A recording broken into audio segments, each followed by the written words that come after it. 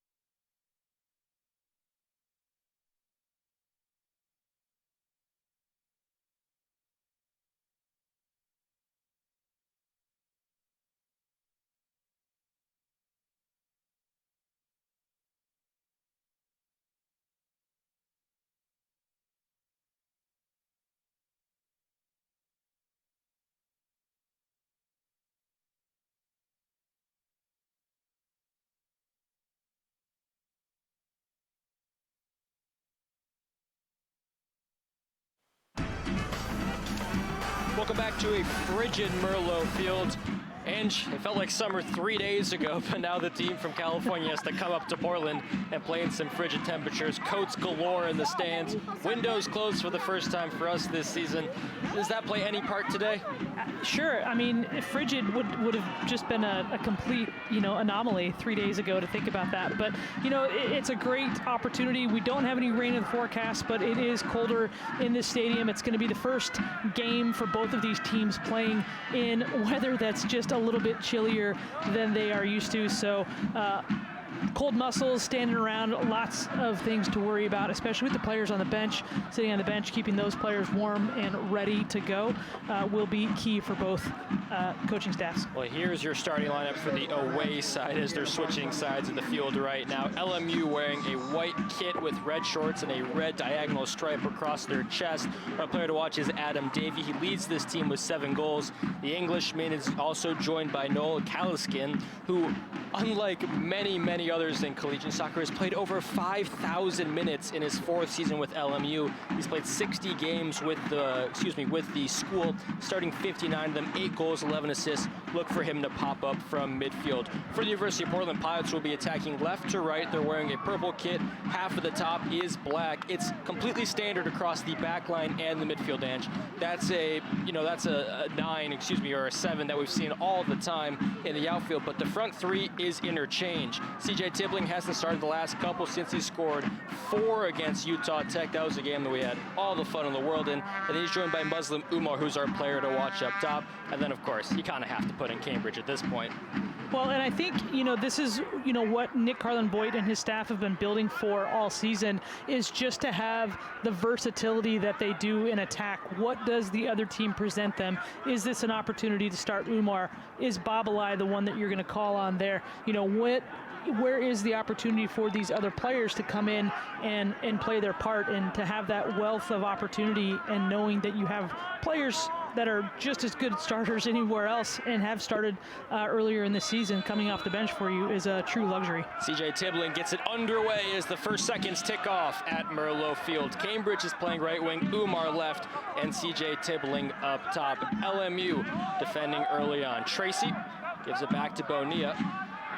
One of the more lopsided affairs happened in 2018 when University of Portland beat LMU 4-0. 1 player remains on the University of Portland from that game, Greg Tracy, who started that affair as a true freshman. Tracy is currently putting up more minutes this season than he has his latter 2, and he's looking to beat his freshman year. He, like a few others, elected to come back for his extra year of eligibility, like George Tassaris in net, and Jake Arteaga in the back line, who was nearly called into action as LMU is looking to get into the opposition final third for the first time today. They are successful. Looking for Reuter, but Bonilla does a good job at fullback to get rid of it. That was going to be the opening foul of the game. Both these teams, as you mentioned, Ange, in pregame, coming off losses to Pac-12 opposition. LMU were held scoreless for just the 2nd time this season against UCLA. The first was a scoreless draw with UNLV, their 2nd game of the season. While for University of Portland, they weren't held scoreless. It was a more exciting affair. They eventually lost 3-2 in Corvallis to Oregon State. Here's Cambridge on the ball, dangerous as always, gives it back to Bonilla. Passes it to Arteaga, who's over 5,000 minutes, as I mentioned. He has 2 goals this season, and those 2 are his first since his freshman year, even though he's been playing in the back line. Tibbling drifts out wide, sends in a beautiful cross near the penalty spot and chipped up, not in danger yet. Tracy doesn't know to use his chest or his head, still gets it to Bonilla. On the edge of the 18, makes its way inside. Here's Cambridge, running towards the end line, powerfully tries to square it to the middle and cleared. Tibbling still out wide, looks to drift inside, as Arteaga and Tracy link up to reset. A poor back pass is going to put Pierre in a tricky situation, and George Tassaris has to sprint all the way back. It's still going with Davey. Davey looking for his 8th goal of the season, lays it off well, and then Denley there to save the day. Tassaris was way off his line there, Ange. And Davies had a couple of chances like this his last several games. I watched their UCLA game. He had a couple chances very similar to that. You know, when they drop off, that high forward line drops off so far in front of the back line, it makes those back passes from Tracy into his center back so enticing. And when you play it poorly like that, that's where Davies going to come in and nick a chance or two. The problem with is that you end up being about 50 yards from goal, so you're on a dead sprint trying to beat somebody to get there. One thing that was glaring for me preparing for this match is just the amount of experience that this LMU side has. 8 grad players, 4 seniors, 10 juniors, for a total of 22 upperclassmen. And in the starting lineup bench, 9 of the 11 are seniors or grad, and then the other 2 are juniors. So this is a side, you know, we saw them play Utah Tech earlier this season. It was filled with freshmen and sophomore. This is a side that is the culmination. Here's Umar running into the 18, almost gets past as the sliding challenge comes in. It's going to be a set piece, not quite a penalty. I think that is outside the box.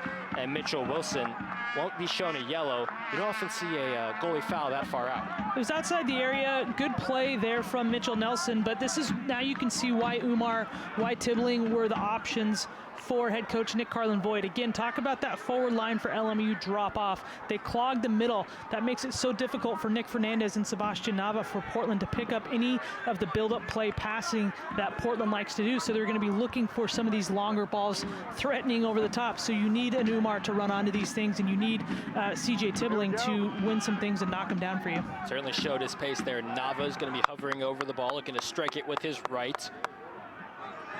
A gaggle of University of Portland pilots are just outside the 6-yard box. Wilson stuck to his line, the redshirt senior from Huntington Beach. Nava, trotting run up, curls it. And it's not out of danger yet. Here comes Bonilla putting it back inside. Umar has a couple of good touches. No shooting opportunity presents, gives it back to Bonilla. Bonilla body feints well to his right, going towards the back post. It's headed wide. Second chance is still there and out for a corner. And it was Pierre there on the back post for Portland. And just the chaos that Portland is able to create on their set pieces, and something that we've seen from them all season is that even when it doesn't come off perfectly, and we've seen some very pretty goals when they do, but they leave the numbers in there and they're able to press the ball, win it back, keep it down in the air, and continue to create opportunities for themselves. There's a foul amongst the chaos inside the box. Take another look at Bonilla. That's a great ball from Bonilla. He gets his head up, and Pierre. It's a good save, too. Very good from Nelson, but Bonilla gets his head up. He knows that there's so many players in that front area that he's not going to be able to pick anybody out, but knows he's got some bodies on the back post that he can do. So that's a great ball from him to get it up and over those first several defenders into that back post. 6 minutes scoreless. Portland the better chances thus far. Both these teams 2-0 in WCC played their joint top. Actually finished joint third last year. Both these sides went 4-2-1 as Cambridge is sprinting onto the ball, has Tibbling with them, goes down. Corbin May has a good look at it, doesn't call it. It's going back the other way. And that was Steven Anderson that he was matched up with shoulder for shoulder from the Lions. Cambridge can't believe he doesn't get the call there. We'll see Anderson. Cambridge tries to cut inside him. Anderson, I don't see anything in it, to be honest with you. I'm not sure. That was a pretty good challenge from Anderson coming through on Cambridge there. You could see in the aftermath, Cambridge was claiming he was kind of grabbing him on that shoulder, but we got a great look there via our production crew that shows it wasn't really. Arteaga over to Pierre, who, like his center back mate, also has a goal this year. George Tassaris, pressured quickly, has to get rid. He had his foot stepped on, and it's going to be a foul. As stated earlier, both these teams joint third in the conference last year, going 4-2-1. You're also tied with St. Mary's, who went 4-2-1. This season, both of them 2-0. It's the Pilots' best WCC start since 2016, and that was the year they won the WCC regular season championship. Looking to replicate more of the same. 2022 is the first year since 2003 that the Pilots have been picked to win the conference. LMU maybe feel a little bit hard done by to be picked all the way in fourth in preseason, but they're proving many wrong right now as Fernandez goes down. Portland with some really good build-up play here. Again, Tibbling knocks it down, is able to play and combine through Fernandez and Tracy. Really good job from Kevin Bonilla. Again, just continue to try to threaten in, even though LMU is packing this middle area of the field. Portland's still trying to find those pockets of space to build up in. And again, as we've seen, extremely dangerous from set pieces all season. So this should be a good opportunity here.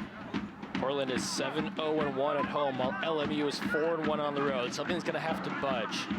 This Lions team as a whole, a lot better on the road, Ange. Last season, 8 of their 12 wins came on the road. Nava peers into the box. Instead goes for the passing option to Bonilla.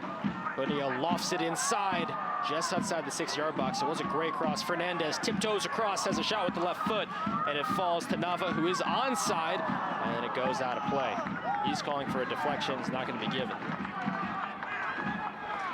Portland has the right idea on some of these set pieces. Where I've seen LMU this season be susceptible is these crosses through the box where they can get it going one way and then redirect it back another for a first-time finish. If you can start to pull some eyes one direction, pull some bodies one direction, and then quickly switch it back against the grain, there's going to be some space and time there for somebody to get a chance. This LMU side has been a juggernaut defensively, giving up just 0.85 goals per game, while the University of Portland is one of the best offensive teams in the country, scoring 2.5 strikes per contest. We also have the 15th best goal differential in the nation, Portland that is, at plus 18. Back to the action. Ortibling tiptoes either side of the halfway line, gives it off to Tracy, the senior from Colorado. Nava had a little bit of contact, but certainly enough for a foul. Well, Goodman right in front of our head referee just wraps his arm around Nava as Nava's trying to turn, and I think he realized it just too late that our center official, Corbin May, was right in front of him. Portland are a team that like to get a lot of yellow cards as well, and they've been playing with the majority of the balls so far today. They do pop up with some cautions here and there. Last game, both sides had 3. Nava. Lengthy strides, but the pass doesn't meet its target. Slightly behind Arcangeli. Last time these two teams played was last season, of course, in the same conference. That time down at LMU. 0-0 through 90. Would have stayed that way if it was the 2022 rules, but getting all the way back to last season, they did play overtime, and Germain Senga had the golden goal winner against then number 15 LMU. Because of that goal, he won WCC Offensive Player of the Week honors. First of many, he's had 2 this season as Cambridge is dragged down. I don't think it was a foul, though. It's going to remain Portland ball. Cambridge has a smile on his face. It's maybe a niche call, Ange, but these LMU kits look exactly like Peru. It's just like color for color, design for design. It's a good-looking kit. I think it probably is one of the best away kits that we've seen at Merlot this year, and you know, with numbers that are easy to read, which I like. Thankfully, the red stripe doesn't go across the back as well. Arteaga, the right-sided center back. His previous 3 seasons, he's been a central mid. Saw him play center back over the summer. He was having some growing pains doing it, but so far this season, he's done an incredible job. They gave up 2+ for just the 2nd time this season to Oregon State last week. The first, dating back to our first regular season broadcast of this year, Ange, the 2-2 thriller with University of Central Arkansas. Bonilla. Over to Fernandez, what a touch, gets a low shot and squeaks past the far side post. Lovely touch by Fernandez, that's a winger's touch. Well, that's just a classy move from a player that's done that several times. You don't look to make that play without having done it at least 500 times in training at this point. Fernandez has an interesting role on this team. He's really the orchestrator around the 18. As the forwards are looking to get in the box, Fernandez has some cool feet to keep it under control. As it goes out of play for Arcangeli from Sao Paulo, Brazil. was at University of Central Florida before.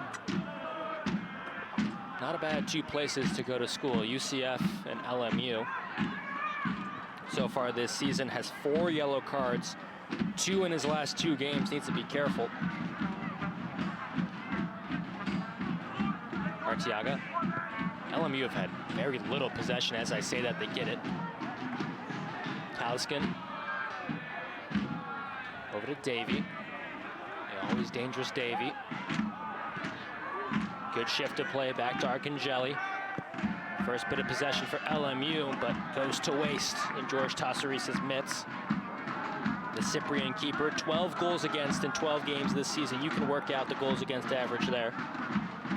33 saves on the year, 5 clean sheets, a .733 save percentage. Slightly worse than what he would finish last year at a .771. He did finish all region, first team. Sprinting to the box is Fernandez again. He's had an offensive mindset thus far. Tracy to Pierre. 14 minutes in, entertaining brand of soccer.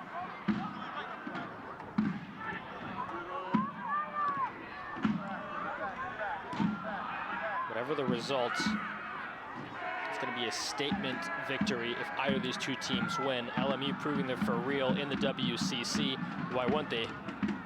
They've been very good over the last 3 years. They've had a losing season since 2018 and the shortened COVID year. May have only played 9 games, but they were undefeated, 6-0-3. That season, they had a first-round bye in the NCAA tournament, eventually losing in PKs in the second round to a great Marquette side. Arteaga entertains the forwards. Not often you have a center back at the collegiate level with that type of ball-playing skill. Pierre to Denley, who has the lone red card this season. He's come back strong since. And Portland almost weren't 2-0 in conference play, as I believe it was at the St. Mary's game, Andrew, where he got the red card, was it San Francisco? But Denley, with his side up 2-1, got a red card, and then Portland had to play with 10 men for the final 30 minutes. Portland has put themselves in a few situations like that this season. Pretty tenuous, but have seemed to start to kind of work the kinks out from a temperament standpoint, making sure that they're not drawing any kind of silly fouls or putting themselves in any situations where they're going to lose their cool, draw yellow, or even get a red card. Umar's low cross amongst the end line goes straight into the grill of Mitchell Wilson. Wilson has played every second this season for LMU after being the backup for the latter 3. 11 goals against, 40 saves, good for a .784 save percentage. Probably been the best goalie in the WCC so far, at least that I've laid my eyes on statistically.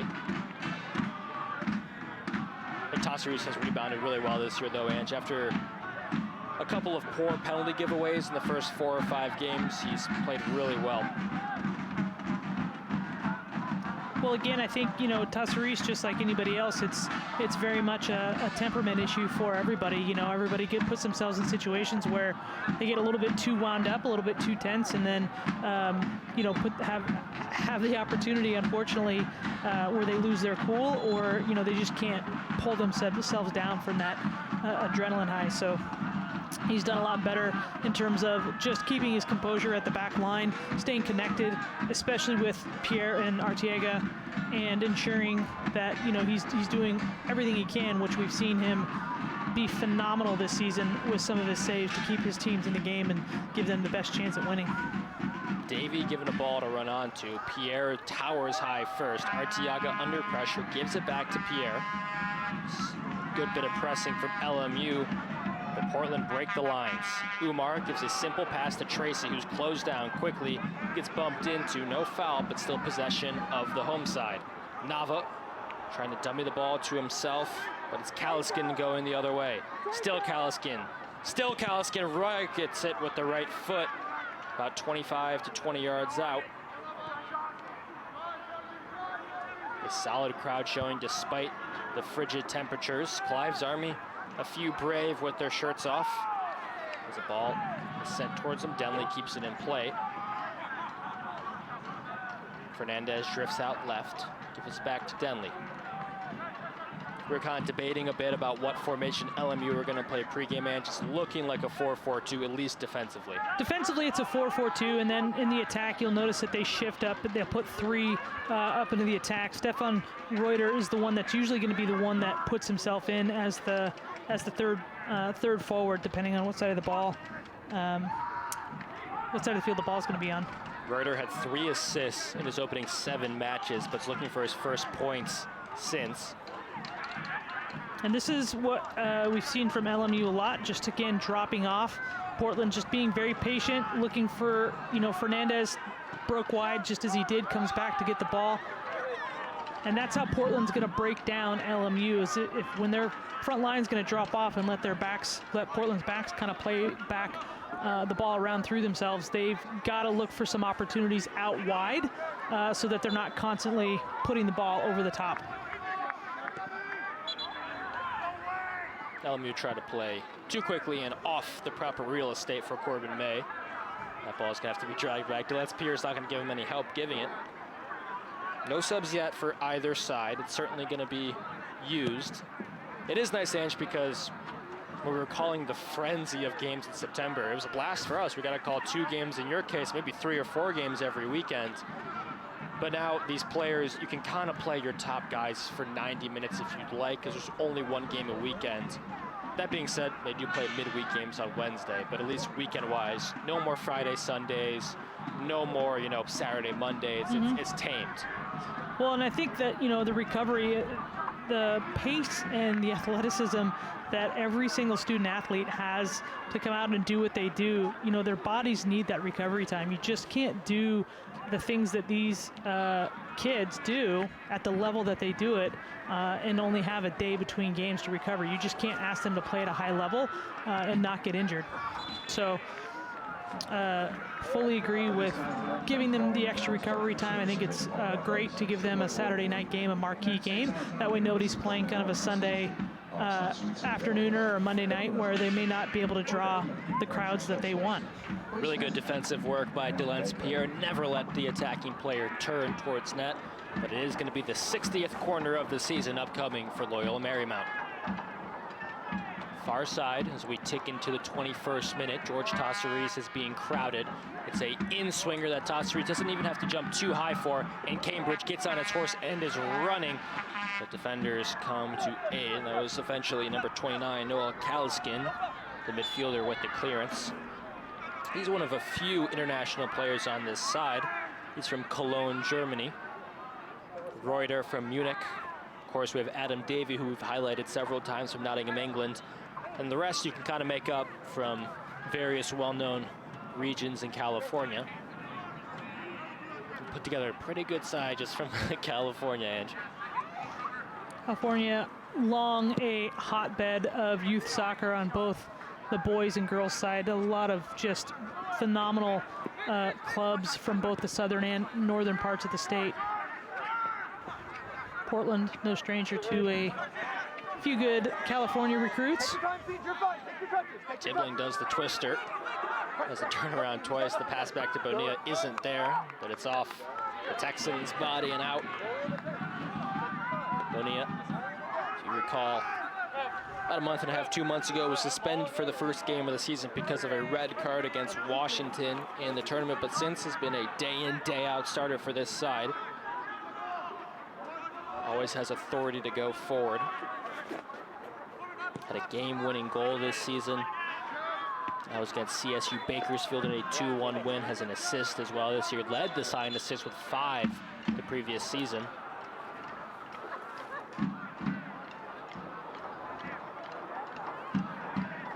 The loss to Oregon State last Friday, 2-3. Of course, it detrimented the perfect season, or the undefeated season, if you will, for University of Portland. This ball a little bit overcooked and out for a George Tosseries goal kick. Their first loss in 327 days, Ange, dating back to last November's tournament loss against University of Washington in the second round. Almost a year ain't too shabby. Still their best start since 2018, where they were unbeaten through the 13 matches, going 10-0-3. Portland Portland's official unbeaten streak was at 11. But if you stay unbeaten in the WCC, put yourself in a great position to get into the tournament, maybe even host a game like Portland were fortunate to do last year. That game was against Seattle U. Played him 2 times last year, same score each time, achieved a little bit differently. Nava trying to get Portland on the board tonight. Cold October Saturday. See Denley from distance. Thought about the strike for a second. Umar inside the 18. Thought about a cross, shuffles his feet, gives it back to Denley. The cross towards the back post. Cambridge lets it run. Keeps it in, of course. Bonilla is an option. Punches Cambridge's ticket. And back to Arteaga, going from flank to flank and back to the center back. All the way back to Tassoris. This is a motion where nearly all 11 have touched the ball. Maybe Tibbling and Nava the only few not to. A cutter ball by Arteaga. A little bit too high off the Merlot field pitch, which looks lovely. It came in, you could smell it right away. You could smell the grass, fresh cut. This is the first home game, at least for the men, in 22 days since the game against St. Mary's. That was a 2-1 victory. Before that, 6-0 against Utah Tech. George Tassoris, good communication with the center back, has to run back onto his line. Tracy, foul, but they're gonna play advantage. Really good play by Umar. He may be a winger, but uses his pace and physicality defensively to win a goal kick. Shielded off really well there. Portland handles that surge from the Lions pretty well. Corbin May let the advantage go with the foul on Caliscan, but Portland was able to see out that threat from LMU and didn't really have the numbers coming into the penalty area. Only about 5 players down the field, so I think LMU can really cause some problems for the Pilots if either one of their outside backs start to get forward and really test them in terms of their defensive numbers. Nava shielded off by Reuter, who's still on the ball. Has a pass in the Davy and goes back to Tassoris. 25th minute. Portland and LMU scoreless. The Pilots have scored in all but one of their 12 matches. The first time since 2018 they can say that. Have scored at least 2 goals in 10 of their 12 matches. Last time they did that was 1995. So an offensive, exciting team. Pass into Nava, not quite there. Portland have not been able to connect on that triggering pass on the attacks. 1995 was another season where the men's and women's teams enjoyed a bit of simultaneous success. Both teams made it to the Final Four that year. I wish I was there. Cambridge inside the box, opens up with the left foot and a harder save than initially looked as Wilson punches it over. Wilson times that well. Cambridge just has that nice dipping shot. It's so deceptive as it's coming in. It looks like it's just going to start to peek over the bar and then it drops in. So Wilson times that so well. Just gets it on his wrong foot. It doesn't look like he's going to shoot. And Cambridge certainly capable of curling efforts from either side, and that's one, Ange, you know better than all. Well, goalie positioning is really important there. The best thing Wilson did there is that he, as soon as that ball started to come in, he started to drop laterally. He didn't stay where he was. He does the thing where I coach kids all the time to beat the ball back to the bar, get yourself in a better position to defend it, and don't get caught underneath it. And I think Wilson just one-upped his platter save with a Denley left-footed effort. First time volley out the box, and Wilson forced into making another save. Here's a look at that.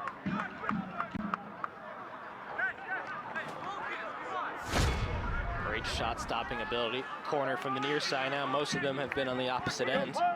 Reminiscent of Colby Wilson's goal against BYU last week for Denley.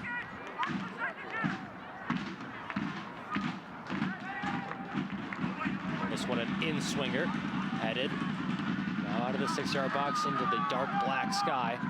Bonilla, smart touchdown with the noggin. Fernandez inside to Tibbling, back to Cambridge, we got it! Cambridge with the goal, Gritty's afterwards, it's deserved. Wilson at last beat, third time's the charm. What a pass, what a goal. The patience from Portland and the composure on the build-up into that effort from Cambridge. That's his 7th goal of the season. That was sublime here from Fernandez. Cambridge lets it roll. Tibbling plays a nice little ball through, and Cambridge times that run out. He watches Wilson, waits for Wilson. This is such a game of chicken right here. You're waiting for the last possible second. And when you're the goalkeeper, you got to start to spread yourself. You got to start to get yourself down to have any kind of chance. And Cambridge times it so well and slots it home for goal number 7. Cambridge came in leading the WCC with points. LMU tried to extend his pointless drought to 3 games, which would have been the longest of this season. They cannot, as the Lions give up their first goal in conference play. Now Portland looking to keep it going. Cambridge again, full of confidence, and why not? Runs up the right flank, has 3 on him. He's gonna have to pass out of this. He does. Bonilla over to Tracy. To Pierre. 28th minute, Portland now up 1-0. Continue their streak of now scoring in 12 of 13 matches. Good head down. While Tibbling is not known for his passing perfection, his physicality and one-touch pass to Cambridge made that goal. Well, again, all you need is hold-up play. You need somebody that's going to be able to deal with the physical challenge coming from behind you. All he needed to do was just redirect that ball right into the path of Cambridge, and Cambridge made it easy on him because as Tibbling's facing Cambridge, Cambridge makes his run pretty obvious. So as that ball's coming into Tibbling, Tibbling knows exactly where he needs to put it off the one-touch and delivers perfectly. It's Tibbling's first start since the St. Mary's game. Babalai has been getting the majority of the minutes at the central striker role, and since Buba Fofana has come back in, there's also more minutes to go around. Bonilla turns well inside the box, low cross at the back post. Umar fell. A couple of complaints from the Portland bench for a pen. If Umar's not complaining, it likely wasn't one. Tracy. Portland won by this scoreline last season when Jermaine Senga had the winner. As it stands right now, Cambridge 7 goals, 4 assists on the season. Leads this team in shots with 36. That was his 16th shot on goal, because he did have the one on target momentarily before his goal. That was just a good example of momentum building up and building up, not allowing LMU to clear the ball properly off the corner. And the third chance on the third corner, Portland was able to put it away. And it's just about such a good understanding. And you see, here's a replay of the Umar chance. What a ball from Bonilla. He sees that running far post, and not really sure there's anything in that. I think that was Shockey on the far side, who's got the responsibility for marking Umar. Jacob Babalai coming into the game. West Lynn product, has 4 goals this season on 7 shots. Great conversion. Had a goal against St. Mary's in the 2-1 win. He's currently on a 2-game point drought, like Cambridge was. That's tying his longest of the year. Cambridge gets his legs swept from under him by Stefan Reuter. Reuter sure has his hands full. I cannot imagine looking at your marking duty of Kevin Bonilla in front of you and Brandon Cambridge behind you. Getting some help from Anderson in behind him, but Anderson has his own problems trying to deal with Nick Fernandez. It was Tibbling before, now it's Babalai, so a lot of problems for this Lions back line to try to solve. A ton of technical skill on the right side of Portland's attack with Fernandez, Cambridge, Bonilla, and even Arteaga at the right side in center back role, as Tracy is more the box-to-box type, looking to trigger the break. Opens his foot for Bonilla. Bonilla saw Fernandez. That's a run that he's trademarked tonight. A third of the game completed. Portland's the superior side so far. If I had to guess, it would be somewhere around 65 or 70% possession for the home team.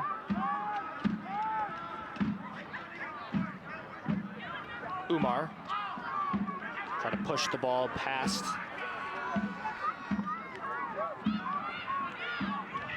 Nava touches it down with the bottom of his studs. He hits the ground, he hits the ground hard.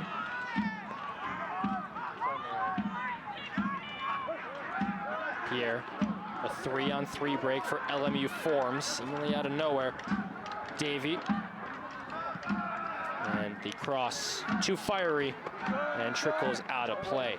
Not so far out of nowhere. This is pretty typical of what I've seen from LMU. Davey drops in kind of right in between. He's not even really in between the back line and the midfield line. He's almost all the way up in the midfield line, trying to dare Greg Tracy to drop off and mark him, or Pierre Arteaga to come up and deal with him. And so what that does is that creates a good, healthy pocket of space in behind him. So when he gets that ball, it's pretty easy for him to turn and run at that Portland back line. Now, what he probably was looking for there was maybe a pass to dish off to Goodman a little bit early, but he had the opportunity, he had the space. Don't really fault him for taking that opportunity. He scored some pretty good goals on the run like that this season. 2 subs came in during the stoppage. Christian Ortiz for LMU, the former Oregon State product, was there for 3 years in Corvallis, just 10 sub appearances through that. Played 3 minutes against Portland in 2021. Maybe used to the guys in purple a little bit. It's originally from Yuma, Arizona. Meanwhile, for the home side, Portland's Germain Senga, who's having his best year in a Portland jersey, came in as well. Excuse me, he's preparing to come in. He's standing on the sideline. I was looking down, I'm like, did I get my number wrong? Is he not standing there at the sideline? 21, gearing up to get in. Here is Fernandez, edge of the 18, nearly ekes through to Nava. Senga has 3 goals, 5 assists on the year. Nava has 3 goals, 6 assists. Senga trying to tie up his friendly competitor. Corbin May lets play go there. As Derek Goodman gets a good two-handed shove to Fernandez as Fernandez dishes that ball. Tracy, pass to Nava, not quite completed. Nick Carlin-Voigt hollering something from the sideline. He doesn't seem too happy that Arteaga clatters in to stop the counterattack. He's going to receive a yellow card for that. First card caution of the game shown. This game really had none of this in this game until literally about the last 75 seconds. I say, don't jinx it, Ange, because we've seen plenty of games at Merlo Field that are fluid, beautiful, and entertaining through the first 45. Unfortunately, that's a deserved yellow card for Arteaga. Just steps right in front of the runner's path there. Didn't get the ball, no really intent to get the ball, just trying to slow down. So, yeah, unfortunately, that's the right call for Portland, but yeah, there's not really seen a lot of the chippiness that we've seen in early games at Merlo this season with featuring the men's team. Arcangeli chips it across, and looks like it may have been a whiff of the foot by Ortiz, or he didn't want to kick Delence Pierre. Instead, it's just going to go out of play, and now Senga can come in. Senga rubbing his hands, getting ready to come into a cold game. The Memphis transfer, originally from Vancouver, British Columbia. Then he's going to take up a like-for-like substitution over on the left flank. What would you give?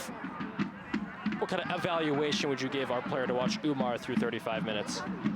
I think he started the game pretty brightly. You know, he was in there making some runs in behind, having some opportunities, but he hasn't really found any joy in the ball, and that really hasn't necessarily been his fault. Most of the play has been coming down this near side of the field between Bonilla and Cambridge. There was just a lot of opportunity between those two players, and unfortunately they just couldn't find him on the far post, but they weren't necessarily looking for those crosses either. They were more driving in on the angle, looking for their own shots on the near side. So, you know, I think he had a really good run of play when he was out there. He'll get a break and see if he comes back into the second half.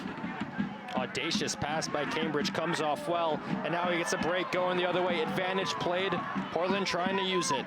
Here's Cambridge one-on-one. It's a dangerous spot for the defense, sends in a low cross, and it's in! What a play, has to be picture perfect as always. Cambridge grabs the assist. Senga with the goal, second year in a row against LMU. What an example of beating the press, Ange.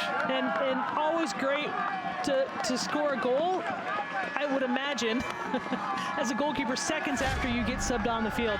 And great play here from Cambridge. This is just what we were seeing and what I was talking about earlier. A lot of the plays coming down through here. The difference is Sanga's playing in a central position. They're coming in just off the shoulder. LMU doing everything they can to defend, but right there, Sanga just cuts right through the two center backs. Nothing for Wilson to do there. And that's a center back issue right there. They're coming right in between those, and I'm sure Schmidt and Crumby will have a lot to say about that at halftime. That was a game of reverse dodgeball for Senga. It's like, I just have to get my body on this. Hopefully it's not my arm and it's going, and he hit the inward of his knee and placed it back in the net. I talked about Senga battling with Napa for the second spot and points on this team, and he does right there.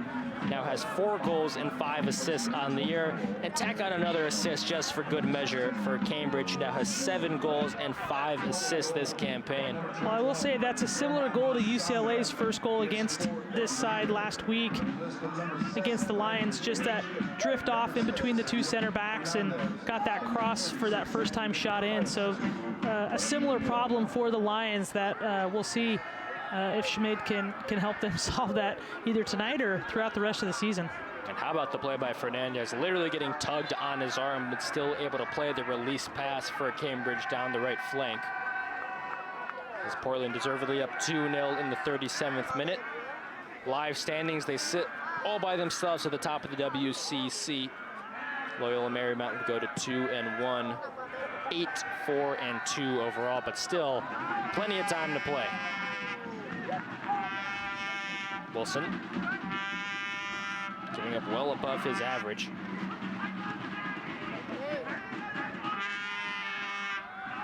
Cambridge almost touches the ball with the back of his hand, and then no yellow shown as Ange. I just looked at the floodlights. A lot of rain. Wasn't forecasted, so that's interesting. I looked at the weather right before the game started, and it was supposed to be clear, but you know, as we know in Portland, your weather app is useless. It's October. We had long enough of what felt like summer. We go directly into the gray and rain. But for soccer, as Bonilla, as the first yellow is going to be shown now to Arcangeli. The Brazilian now has 3 yellow cards in his last 3 games. Not sure what his season total is, but he may be nearing suspension. And I think the yellow card, the booking there is for persistent infringement. This is the latest in a several series of fouls from Arcangeli.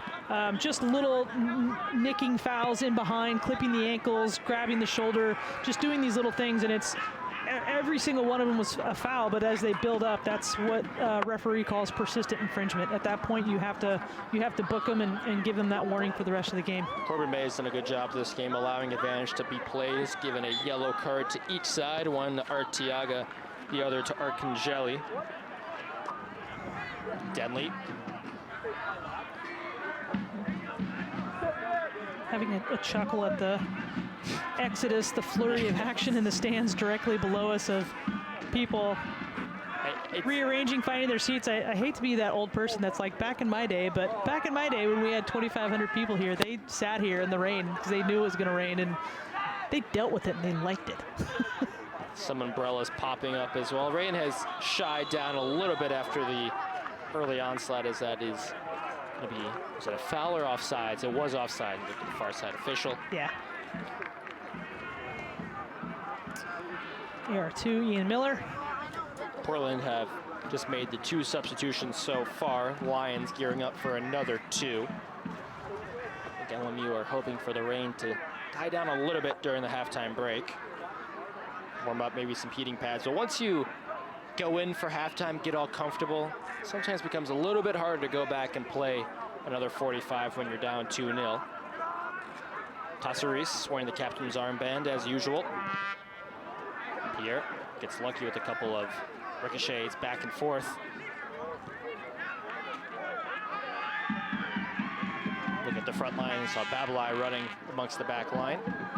Cambridge has an interesting touch, feeding himself up the line. It's going to be Portland ball. Well, and it was such a good look from him because as that ball was in the air, you look and you think that he's going to lay that ball off to Bonilla or maybe try to find Fernandez or flick it through in front of Anderson. But as he looked, Anderson was off his shoulder, probably a good 3 or 4 yards. So he just adjusted his body and looked to just, play himself through and try to find something for himself to run onto. If you had to give a most improved trophy to this University of Portland team, Cambridge, don't get me wrong, he was really one of the best players on this side last year. But offensively, what he's shown this year in a 4-3-3 is just special. We saw it a few times last year where he got the opportunity to play striker. But the system changed by Nick Carlin-Voigt early in the season. We saw it in preseason against Oregon State and Washington. It allows these creative wingers like Senga, like a Cambridge, and even coming in like an Umar. It's a perfect system for them. A few have had to make sacrifices. For example, Arteaga has to go from midfield to center back, but it's worked out well so far. Nava, usually a forward last year, who releases Babalai inside the box. Here is Babalai back to Bonilla, who's closed down quickly, playing it all the way back. Well, I think Arteaga was probably always a planned switch, with Tracy and Yepa and even Andreu to come in and play in that position. You need somebody with the experience and stability of Arteaga to play in your back line, partner with Pierre, keep things settled back there. You don't want to take a player of his quality off the field, and you want to bring his leadership into your defensive line. That said, everything that you just talked about was keyed by the addition of Nick Fernandez to the starting lineup. Yeah. Him being in there, partnering with Sebastian Nava, who we see there on the ball, has allowed Cambridge to play higher up the field. He doesn't have to drop deeper or drop centrally to try to pick things up or even defend, whereas last year we saw a lot of that from Cambridge. So just the addition of Fernandez into this lineup has really allowed so many others to shine and really exploit their talents. It was unfortunate for us. We didn't get to see any of Fernandez last year. Took a medical redshirt as Bonilla's cross sails up high. But he was one of the top 20, top 25 best players in the conference as a true freshman. He, of course, earned WCC all-freshman team, but he's also on WCC all-second team. So getting a cog like that back in your system is for sure to help. Speaking of Fernandez, he has checked out as Oliver Yipa. A surprising addition in midfield, Jalen Rodwell, who I haven't seen since the Utah Tech game, comes in at a central defensive midfield position. His minutes have been shy so far this season. For large chunks of last year before Pierre came back, he was the starting center back. We'll see what he can do in a midfield role right now. He's number 4. Keep a lookout for him. Well, you see what he's come in and he's done to partner with Yepa. So now they're leaving Sebastian Nava on his own as the tip of the attacking triangle with 2 holding, 1 attacking, whereas before it was Yepa or Tracy with Fernandez and Nava in front of him. So giving Rodwell some time and space, some different areas and some issues to solve, really having to try and come in and deal with the pace and the personality in that LMU midfield. Byers Mora, one of the subs for LMU, looking to steal one before the break. 2.5 minutes to go. Curling effort. George Tasseris does good to hang on, let alone make the save. Tries to get Senga going. We do have a University of Portland player down. It is Rodwell. Looks like he's holding his shoulder. Portland has to defend. I think Bonilla's calling for him to put this out, and they do right there from Nava. Clock is stopped. Should be extremely unfortunate for Rodwell getting some minutes. And then it goes back down. Training staff going to take a look on the talented youngster from New Zealand. Tasseris, always so good with his positioning there, and that's really not a problem for him. Those high floaters he does pretty well with, able to get over there handily and not have to make a diving effort for. As someone who coaches goalies, you're obviously a goaltender yourself. Is it something you tell goalies, if you're not sure, just punch it away, or do you like for them to try to hold on?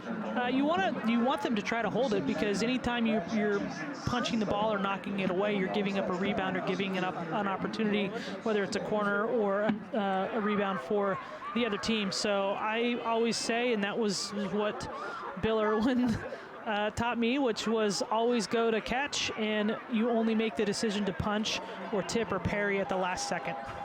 A lot of action in the WCC today, but the current standings are as follows. Portland, Loyola, Marymount are tied for first. Live standings will tell you something different. Portland would be in lone spot in first. San Diego is undefeated on the season at 1-0-1.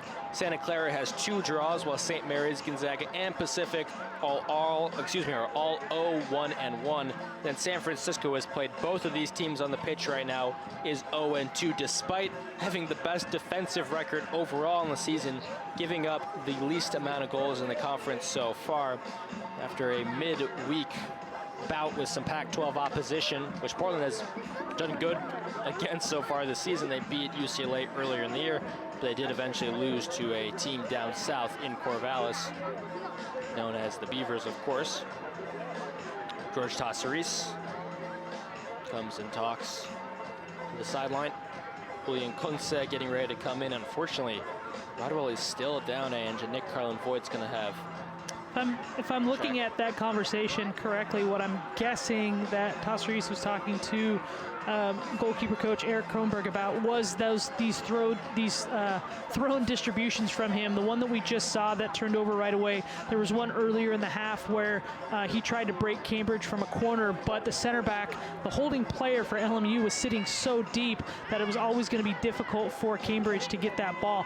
Really good looks from Tassaris to try to do that. You always want to be looking first down the field to see if you can spring somebody and catch the other team off guard, but it's such a coached problem these days in terms of having enough players sit deep that they're going to manage that. It's going to be very rare that you're going to catch a player or catch a team out at the halfway line, so you're really looking for those throws kind of to a midfielder dropping in or a wide player on the sideline that's dropping in, not running up.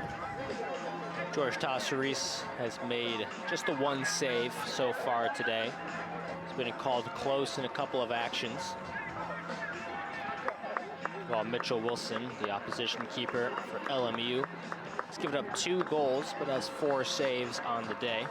He's been extremely good. He's kept this team in the game, has had some really good opportunities to come off his line and win balls out of the air, or even close down and make life difficult for the Pilots to try to win the ball out of the air. And some great saves, especially overhead saves that we saw leading up to the first Portland goal.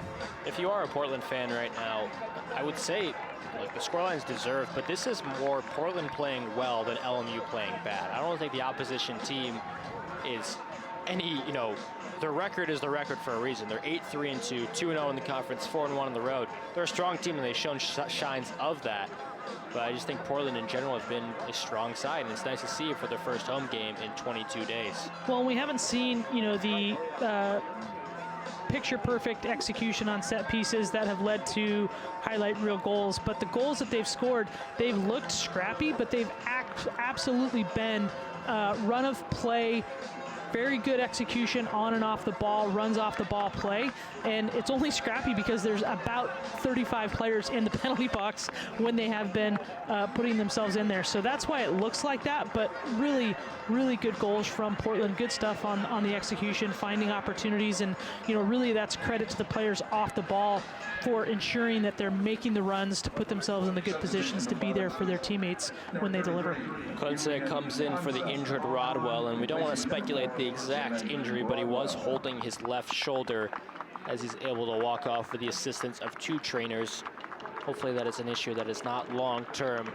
Wishing a speedy recovery, whatever it may be. I'm going to say that's 1 trainer and 1 doctor. I think that's Portland's sports medicine doctor. Kunze has primarily played left back this season. We'll see if that's where he slots in.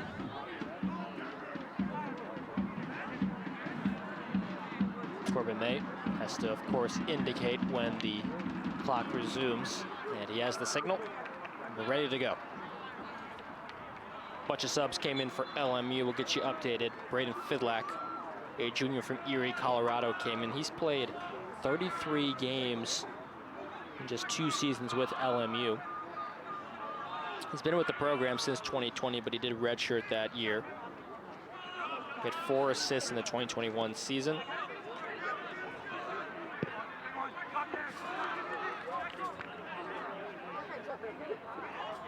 chipped out of play.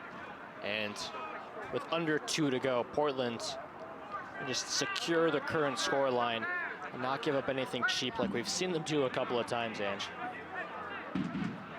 And that injury break surely took a little bit of the sting and the pitch of the game out. The tenor of the game was running pretty high up to that point, so I would expect for the next 90 seconds you're going to see Portland knock the ball around, not really try to threaten in behind too much, but just try to keep it, as you said, not give up anything too dangerous.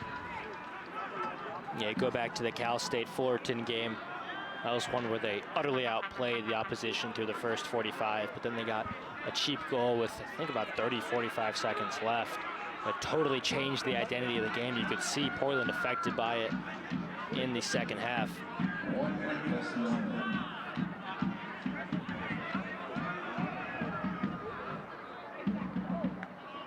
Excuse me, I say Fullerton at Bakersfield. I was looking at the schedule, I'm like, yeah. LMU played Fullerton. A lot of those California sides. So many good California men's soccer schools. You know, I feel like the state of California could themselves have a pretty decent conference going with just teams from that state. Bonilla. Good healthy win to Pierre. He gets on one knee and launches it up. Senga, who has the second goal, turns and takes some lengthy strides. Opens it up to his right foot, a good cross inside, a little bit long. 10 seconds left, PA's letting them know it. Portland needs to get a cross in, as Arteaga's gonna sit on it, send it, net bound. Giving Wilson the save for that?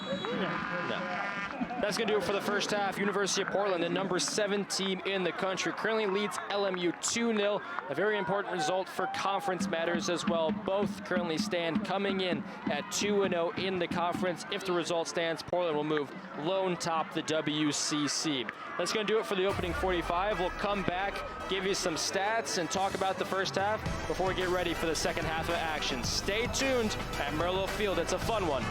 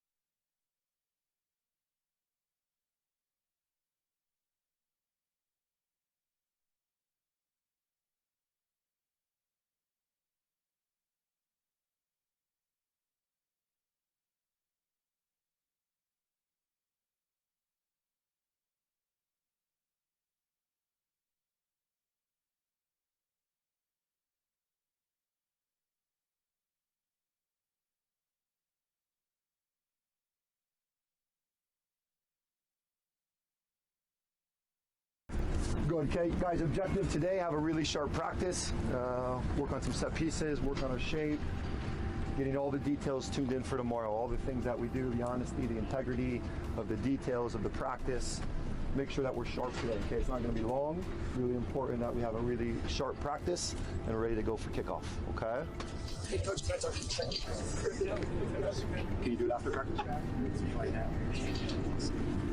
Gentlemen, Sergeant Kranick for Campus Safety. This morning I had an officer from Portland Police come by our office to report a stolen bike. Unfortunately, they were able to identify the individual because they were wearing soccer garb, basically your t-shirt or whatever, identifying you to the University of Portland. Officer Good News talked to me this morning at length. He's not going to move forward with any kind of criminal charges. He's letting the university campus safety deal with it, which I'm very appreciative for. As you all know, you're a strong team. You're all united. When somebody does this, it reflects the entire team, right? They gave me basically a letter for the individual to meet with them immediately. I need to speak with Nick Denley. Nick? Just doing bike. Do you mind just opening that up? I have to make sure that you've read it, you understand, and if you have any questions, please ask. Read it out loud. All right. You exemplify everything that is right about our program. You always come to training with a big smile and positive attitude.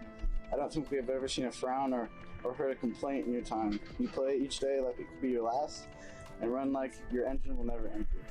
You have been through so much adversity since joining our program and have come out of it better, both a person and a teammate. Spending 2 years here without playing a fall game due to COVID and a knee injury hasn't been the planned journey. You grew up here in Oregon playing for FC Portland, the youth club Clive Charles built. You're an Oregonian through and through and bleed purple. You represent the program with class and character and graduated from UP undergrad with academic honors this past spring. We are writing to inform you and your family that you have been increased to a full tuition.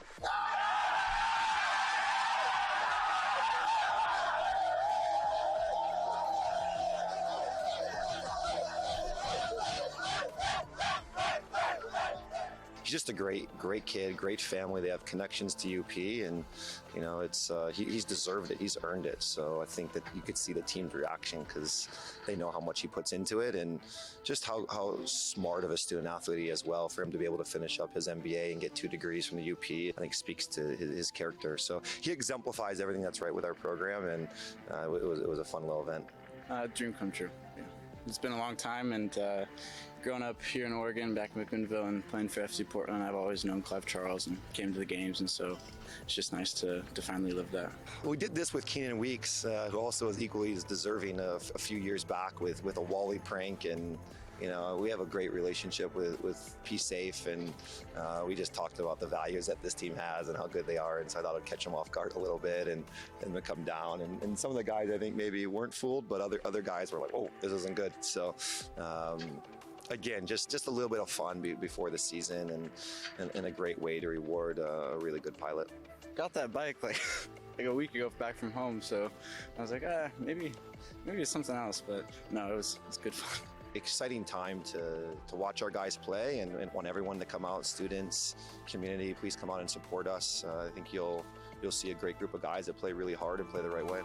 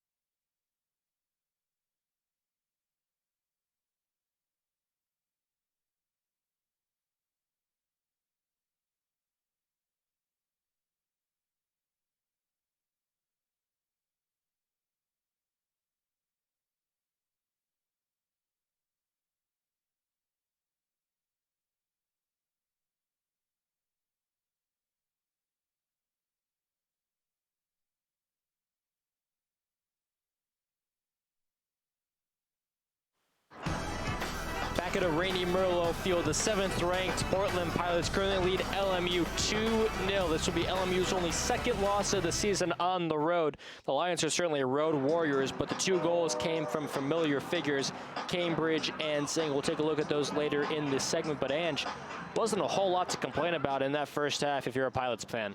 Portland came out and maintained their composure throughout the first half and just really felt the game out. Just wanted to see if LMU was going to do essentially what they thought they were going to do, sit off and look for those long balls over the top, clog the middle. And what Portland did was just steadily build up. We saw them coming down this near sideline to us through Bonilla and Cambridge, and steadily Nava and Fernandez started to work their way and worm their way through the middle of the field, and really started, we see Bonilla here, really started to key things off, this ball to Pierre. But you know, those two all game, Bonilla and Fernandez, were doing so well for Portland, creating so many different chances.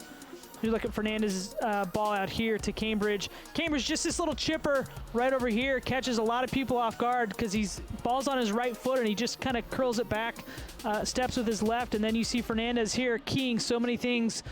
Ball into Tibbling, ball back to Cambridge. Cambridge finishes it, as we've seen him so often, 7th goal of the season for him. And then Cambridge got his assist just 8 minutes later on a Senga goal. And we see Fernandez just get fouled there, and the referee does a great job letting the play on. Cambridge does his magic, gets to the end line, and you see this goal from behind. You see this replay from behind the goal, and you're going to see Sanga just split the center backs right there. And that is a great service and a great finish from Sanga, who had literally just subbed on the field. That was his first touch, I believe, of the ball game. But LMU did get their chances. They did have some opportunities. We see here, nice curling shot from them. Tasser Reese, though, does handle it, and Jalen Rodwell, that was the play that we believe he was hurt on, as there was a significant stoppage after that shot for him to be attended to.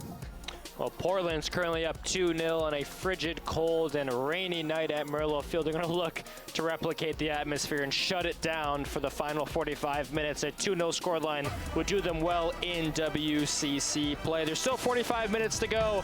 LMU's going to look to fight back. We'll be back after this.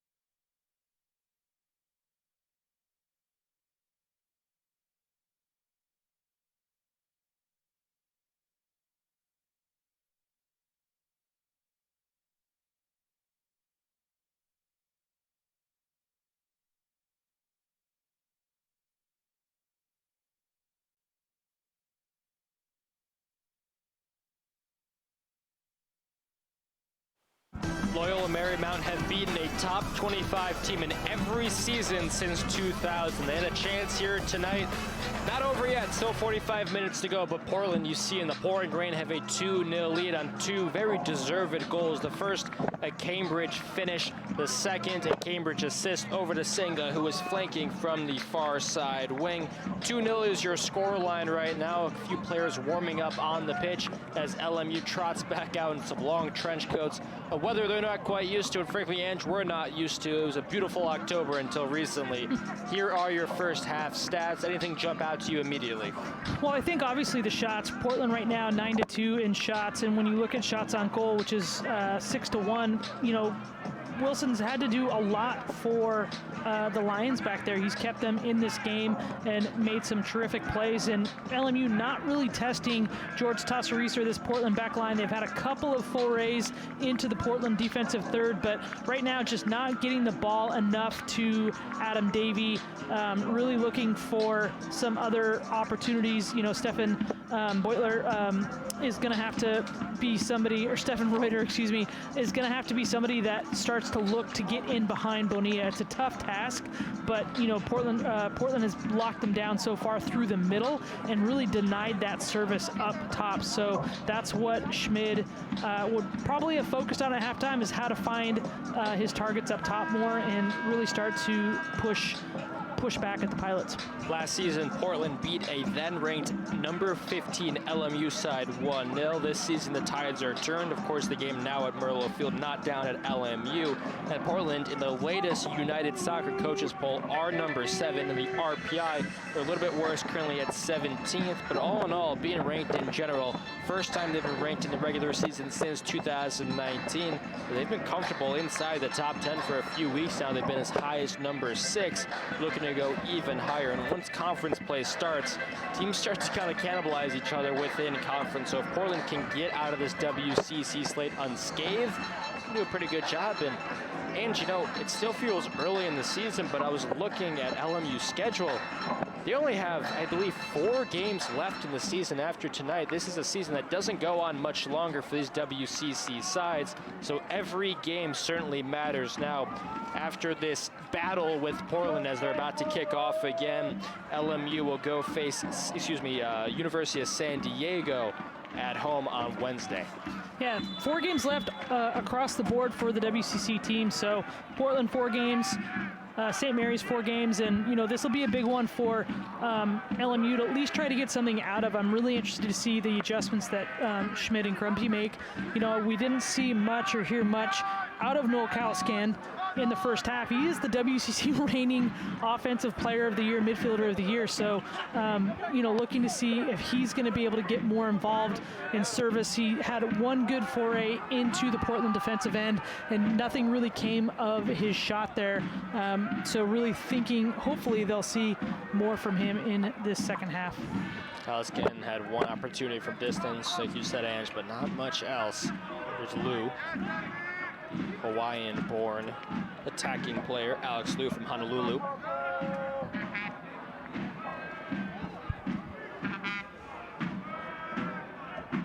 Looks like we have Senga staying out there in Umar's starting spot. Tibbling assumes the central striker role. Fernandez comes back into the game. He was a beacon of creativity. As we're a little bit over a minute into the half, LMU picking up a rare bit of possession, which they weren't afforded much of.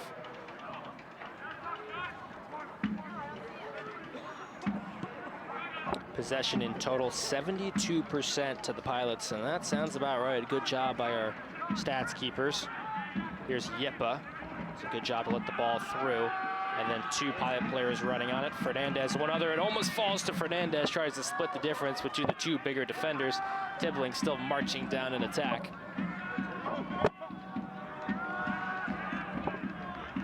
Still a good chunk of fans here after the onslaught of rain. Still going, you can tell by the American flags in the corner.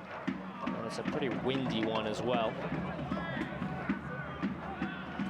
Corbin May letting Bonilla know the spot where to take the throw-in.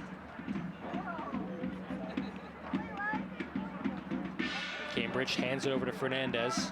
And Bonilla working it back Back to Pierre, who just picks up the bits and pieces. Gives it back to Senga. Positive touch. Gets the ball stuck in his feet afterwards. The only thing that matters in soccer is piercing the back of the net, and LMU have not had many chances to do so.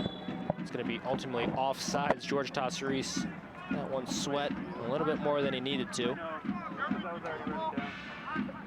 Tassaris waiting as long as possible, or at least trying to let it roll into the area so that he could pick it up. And always an interesting thought proposition.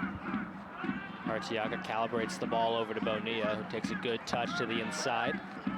He squares it to the middle directly to a white jersey. A good leaf off. This could be detrimental. Shot coming side net. Bonilla getting out of jail on bail there. And that was Caliscan who picked up that errant ball, and you see him, he was dropped off, and he was dropped off deep enough that he read the play as was going to happen and got a good running start to get that interception and key that attack. So more from him, more like that for the Lions. Positive start for LMU in the opening 3.5 minutes. They earn a corner kick. Their third corner of the game. It's going to be an outswinger. It's way too low, but an open up at the bottom of the cleat almost sends it net bound. Couldn't quite get a grasp on who that was. It was, looks like Byers Mora. Good little flick off the outside of his boot. Byers Mora has 14 sub appearances there, including tonight. Had the game-winning goal against UC Irvine. 2 goals in total this season. A great improvement from his opening campaign, where he played just 101 total minutes in 5 games. Fernandez tussling. It's going to stay with Portland. Thrown down the line to Tibbling. Has his back towards net. That's not an easy pass to make, but does a great job.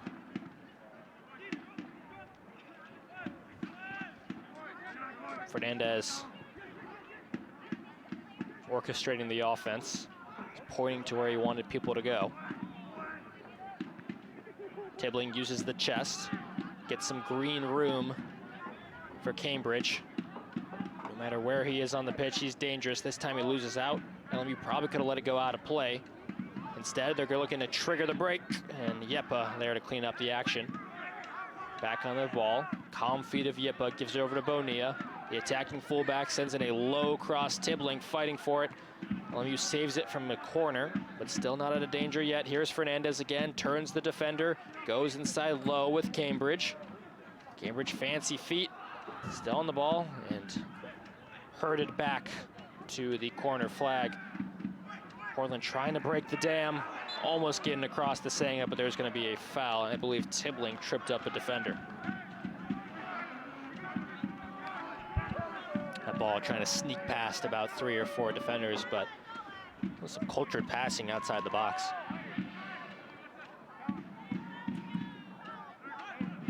Entertaining game of soccer despite the poor weather conditions. I'm sure these Portland Pilot, at least the upperclassmen especially, used to it. You say poor, most Portland players will be like, this is ideal. This is what we like. Fernandez from distance, low and wide. That's the status quo, you have to say that. Put some truth serum in and we'll see. I preferred it. I got to wear my long studs, and you come out here in the rain, and it's miserable for the other team, and it just makes it more fun. You slide through things. I always love to see who's tough and doesn't wear the undershirt, and who is honest with themselves and wears the undershirt. Here's Nava. In swinging corner, that one is going to go a little bit too far and off the top of Kunze's head. I believe that was Yepa, excuse me. Kunze briefly made a cameo at the end of the first. It's a nice ball from Wilson. Makes its way over to Ortiz, the former Oregon State product. Back in the state he was the latter 3 years. Wilson tried to spray it out wide, but the touch wasn't perfect from Ortiz. Denley, get a better look at him on the near side of the pitch now. Tries to strike up a relationship with Tibbling. He's still fighting for it, and he was behind the play, but forces a touch out of Mercado and gets possession back for us. See, that's the little stuff that, it's not going to show up on the stat sheet, but impressive work from Tibbling. He's had a quiet, good game. Of course, the assists, but often just being a handful for the back line of LMU. Senga in a tangle, gets out well. Left-footed crosses, a little bit too low, doesn't have any air under it. And then clipped to the back of Ortiz's ankle. Wilson, curious delivery, back inside his own box. Tibbling marching over. Fernandez going to close down. He's been an ever-present, goes off his yellow boot. And then a touch by Nava. Sees play resume for his side. Good play by a young fan, hustling to get it back for Portland. Ortiz hands it over to Denley.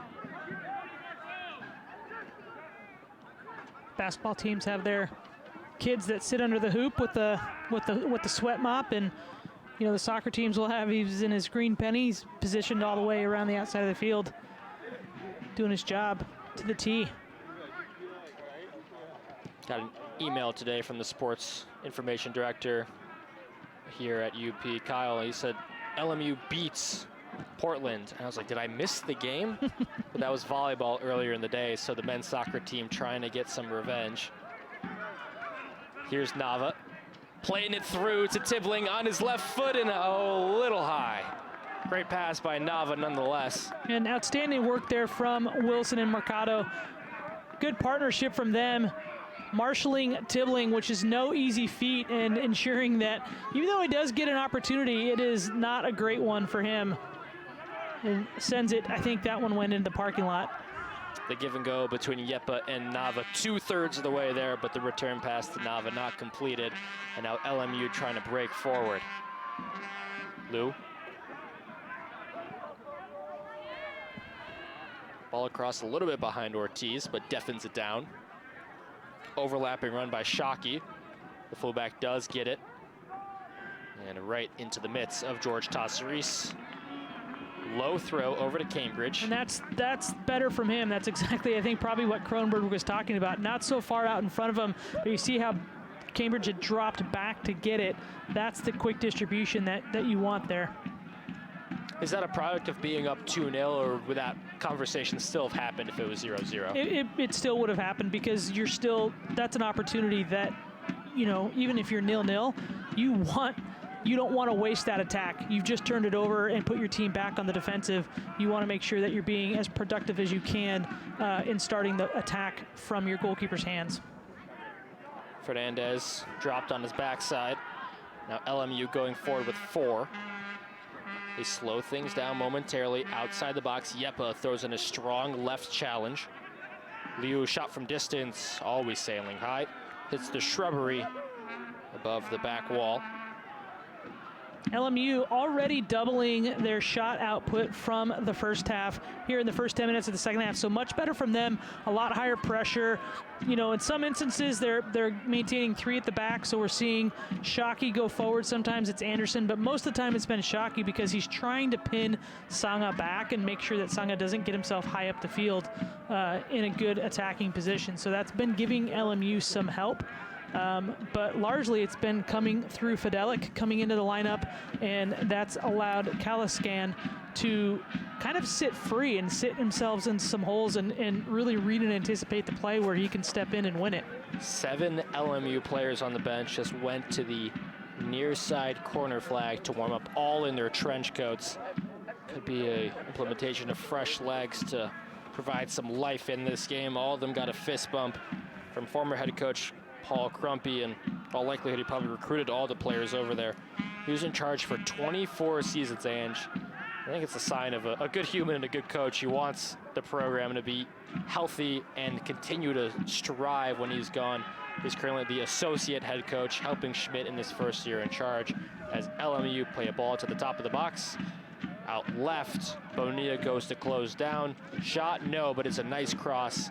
And just safe from a corner. Good communication by Tassaris to throw off Senga. This time he just rolls it, decks the player in the process. Who's the foul going to be on? It's probably going to be on Shockey. It is.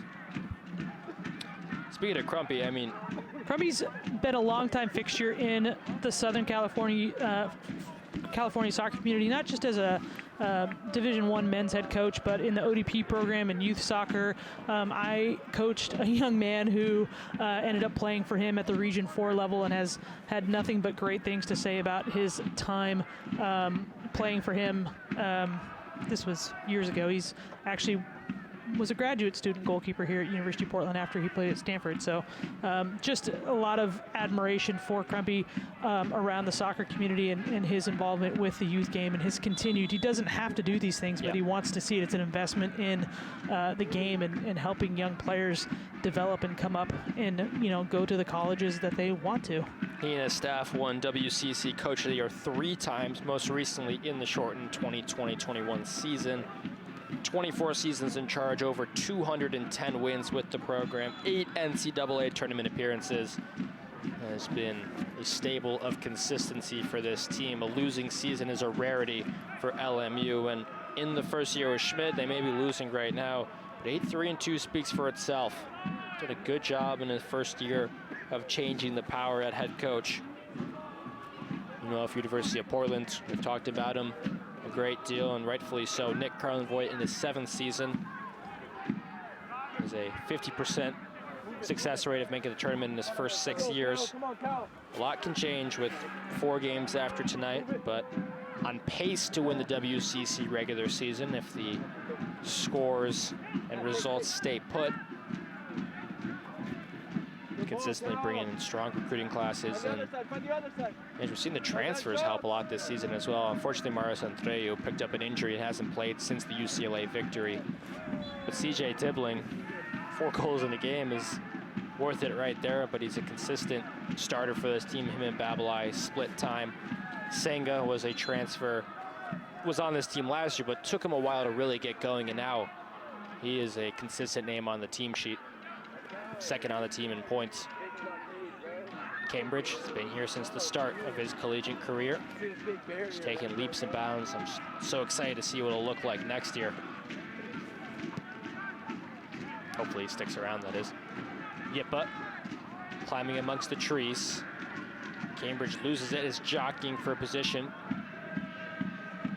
As 2/3 of the game have eclipsed. Denley chests it down well into some open room, fakes the pass inside of Fernandez and gives it to Tibbling. And now Denley still going, crosses it inside, had a dangerous way. Senga coming to close down. That ball, a lot of backspin under it, a tough touch, kept inside the chalk. Now Fernandez plays inside of Yippa. Best option was right there.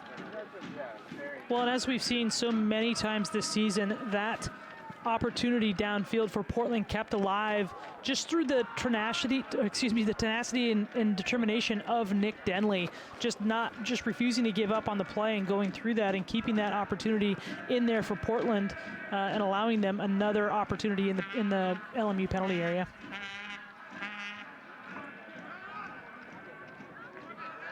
Skips past Tibbling well. Inside enemy territory, lashes at a ball, trying to get into the path of Kaliskin. Path, it will not fall. Tibbling. Senga picks up the scraps. Took an odd touch there. Was almost shouldered off the ball. The Canadian can't get it back. Get a ball into Luke. Skips past one. Beautiful pass inside, shooting chance, side ending again, this time on the other side. That was Marco Byers-Mora, looking for his 3rd goal of the season. Lou has done a good job completing moves and getting on the end of chances. That one about 2 feet wide of the near side post. 62nd minute. A couple of University of Portland players warming up. Looks like Greg Tracy, taking off his penny, is ready to come back in. Babalay, number 14, did just enter the game as I dropped my head down. Every time I see 14, I think of Brian O'Hara. He was the captain of the side last year. Babalay did take his number. Babalay was going to be our player to watch. He's been doing so well this season until he was not starting in the game, and then it became a pretty obvious choice. Muslim Umar, a really easy one for us to keep an eye on, given his minutes this season and the opportunity that Carlin Voigt gave him to start today.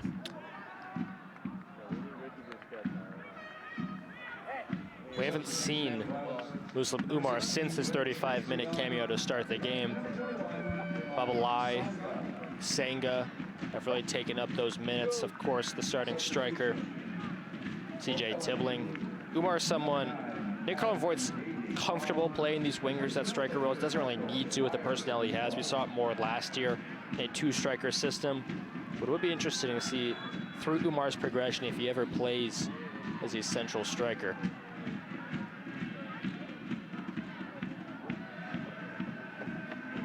And I think we didn't see a system change, but more of a personnel change. Nava was in the midfield. Now he's playing left wing as Tracy came in for Senga. Well, it is a system change in that now they're playing side by side, number sixes, or you know, 6 positions, holding center mids, leaving Fernandez as the lone attacker, where it's usually Nava and Fernandez side by side. Noah Kalaskin catches the ball like you would in kickball, unless they get it started quickly. LMU have picked up the pace here. They're certainly not out of this yet, and they're not playing like it. They've been in enemy territory, I would say, more this half than they had in the total of last. Bonilla wants to get the troops going. As he had 3 on the right, try to fling it over there. Nava needs some help. He's going to get it in the form of Tracy, who gets tripped right back up onto his feet. No harm, but yes, foul. Tracy fashions a pass. Back to Arteaga. Gives to Bonilla up the line. Falls really well to Fernandez. Nearly went down, but keeps his footing. Over to Nava. Shot with the volley, and wow! Looked really pretty coming off his laces, but a little bit wide. It stuck Mitchell Wilson to his spot.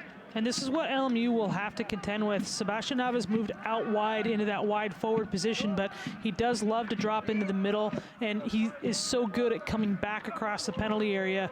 So, you know, really, he is Shockey's mark, but he's taken that shot from the top of the penalty arc in the middle of the field. So that's where Mercado and Stretch and even Kalaskin and Fidelic really have to, you know, make sure that they're on their communication game so they understand who is picking up Nava when he does cut inside. Dylan Shockey's been a regular with this team. He's had his hands full. Here's another opportunity for Portland. It's still Babalai. Eventually cut out. Speaking of Shockey, he's been a regular with this team since 2018. Played 62 games, starting 46 of them. 5 goals, 12 assists in his career. 4 of those assists have come this year. Had the game-winning goal in a 1-0 win against Pacific to grab a WCC victory. You're right, he definitely has a different challenge with Nava than he did with Senga as he steps right there to Nava. Well, what's going to happen, I think, is it'll be interesting to see what happens with Denley, but with Nava coming inside and Shockey having to track him, there's a huge, huge hole in behind Shockey and even Ortiz, who's on the ball right now, defensively. So is Nick Denley going to be the one running up into that space? Are they trying to clear out that space for Denley to get into the corner and create some more attacks from the wing? The experienced LMU side featuring all upperclassmen in the starting lineup today, struggling to break down an energetic Portland side. Portland's not quite as young as they were last year. There is a couple of youthful players on the pitch right now. Yepa comes to mind. Fernandez, hard to believe this is really only his 2nd full season playing collegiate soccer.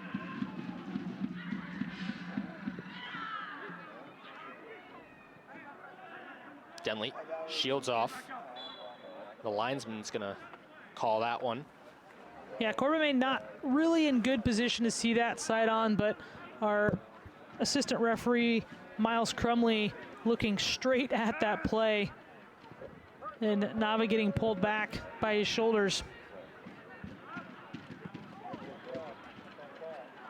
Portland haven't necessarily taken the life out of this game, but the attacking prowess wasn't the same as the opening 45, but Fernandez could change that right there. Looking for a third, takes a shot right at Wilson. Was he caught in the aftermath? He is on the deck. Should be able to get a look at that next time the ball goes out of play. Fernandez still down. And I would say that Portland's taken the life out of this game. I would say that LMU has done a great job coming out of halftime. Kyle Schmidt has made some pretty good adjustments in terms of how he's asking his team to attack and the areas of the field that they're threatening in. As I said, you know, LMU already has more shots in the second half, more than double than they had the entirety of the first. So Trainer trotting out to look at Fernandez. He momentarily looked like he was getting back on his feet, but he is still down. Gives a water break for the players onto the pitch. I think the field has dried up a little bit. Rain has become more mild, at least.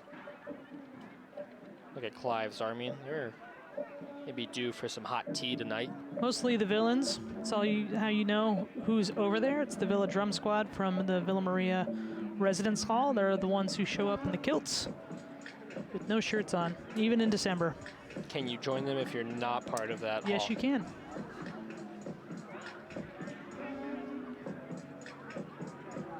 Fernandez came breaking through on the chance, took the ball away, takes a shot, and then the sliding challenge catches him afterwards.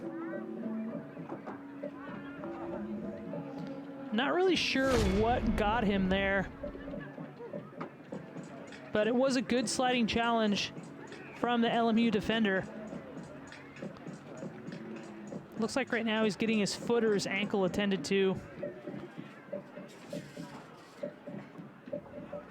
Portland leads the all-time series against LMU 24-15-4 at Merlot Field. A great record of 12-6. It would go to 13-6 if the current scoreline stands. Last year, Portland won 1-0 at LMU. Portland as a whole have 5 clean sheets this season. The Oregon State game was the first time they allowed more than 1 goal since the second game of the season. Excuse me, more than 2 goals since the second game of the season against Indiana, which was a thrilling 3-3 game. That was really Germain Singh's coming onto the scene game. He had 3 assists against the then-ranked Indiana side. It's been a relatively clean game so far. Still, 23 minutes to go. Don't want to jinx anything, but Portland do have the 9th most yellow cards in the country with 39. To be fair to them, their opponents have 40, so maybe they're just reciprocating. But Portland have continued their strong offensive form today, as now Andrew, look like Nava may go back into the midfield with Umar coming on for the injured Fernandez. It's probably exactly what's going to happen. Now get a better look at Umar, the near side of the pitch. Good sportsmanship by both teams. LMU to put it out, and then Portland to hand it right back. Corbin May has kept this game under control against 2 WCC foes. Taken inside by Shockey. Umar has fresh legs. He played the first 35, hasn't played since. It's going to look to impress. And a late goal against Oregon State.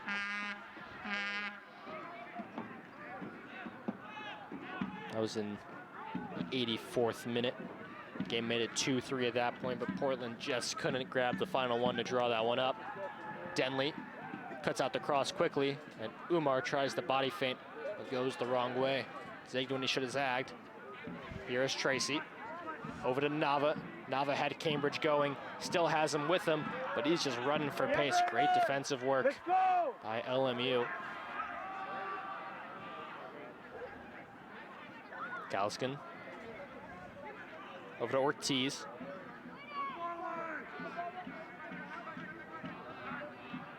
Shockey. Gives it back to his center back, Callum Stretch. 6'4" defender. Spent the latter 3 seasons at the University of Denver, where he started all 42 games in his time. Was Summit League first team while in the great state of Colorado. Since coming to LMU, he's on the ball again right here. Starts every game as well. 10 of the 12 games he's played every second. 5 clean sheets. Huge impact of a transfer to get a 6'4" experienced center back to add even more depth to this LMU back line, and that's going to be a card shown to Bonilla as he was tugging and pulling on Steven Anderson. Second yellow of the game for Portland. That puts him at 41 on the season.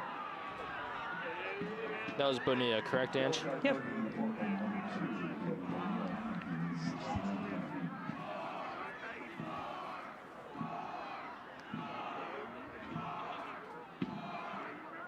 Many forward for LMU, and why not? We're trailing 2-0 with just over 20 minutes to go.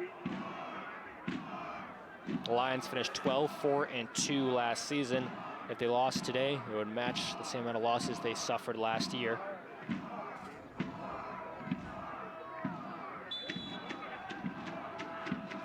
Ball fed in a little bit too low, and then on the half volley cleared by Arteaga. It's like Cambridge chasing down Wilson. There's a column set of cleats and gives it outright. Squared inside. Arcangeli made some noise early in this game. He is on a yellow card as well. Back on the ball, the Brazilian. Gives it inside to Ortiz. Back to Arcangeli. Good quick passing by LMU. Hands it wide, but Cambridge sliding to take it out. It hasn't been easy for LMU. Portland have been stout defensively. Haven't been able to give up anything. George Tosseri still with just the one save he's been forced to make. But a lot more moments that might make your heart skip a beat in the second half if you're a University of Portland fan. Well, hasn't hit the deck in a little bit. Arcangeli finally brings it. Half-hearted calls for handball. Looks like more of the upper chest shoulder area. Flinged over to Shockey. Good bit of possession as Shockey made a strong run into the box. Good defensive work by Pierre. And that's going to be a foul and a fortuitous set-piece chance again as bodies come trotting up, including the big figure of Corbin Mercado, the defensive partner of Stretch. Braden Fidlack, number 13, tall player from Erie, Colorado. You can notice him through his blonde hair. He's played really well since coming in at halftime. Fidelic really has been the kind of, I think, the key figure for the Lions in turning the tide for them in this second half. I mean, LMU has really dominated a lot of the play here through most of this second half, and again, it's his role in sitting in the middle is really disrupted. Fernandez when he was on the field, but now Nava just not allowing him any opportunity to drop in and get the ball. George Tosseris has some fun on the upper post like they're monkey bars, but doesn't have to worry about the shot. In comes Derek Goodman, who started this game. 5'7" senior from Seal Beach.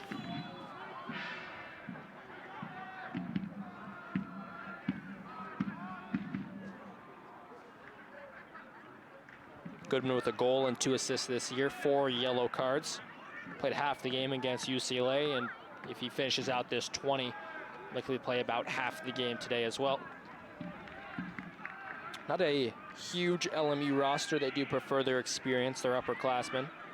A few sophomores get time here and there.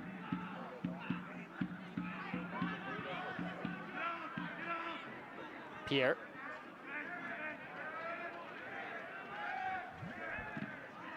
Arteaga has to chuck it up the line. Was last off a boot of a Lion.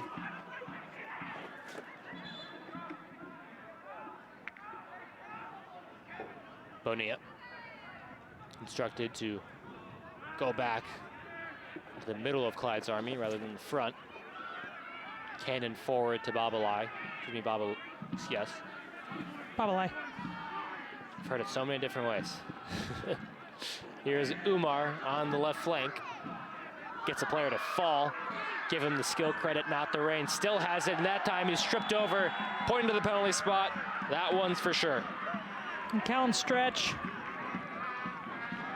just beaten, and this is what I was talking about in the open with Umar, is so pacey on the ball, just as much as he is off the ball, and does all of the work there to earn that penalty. It's just the second penalty LMU has allowed this season.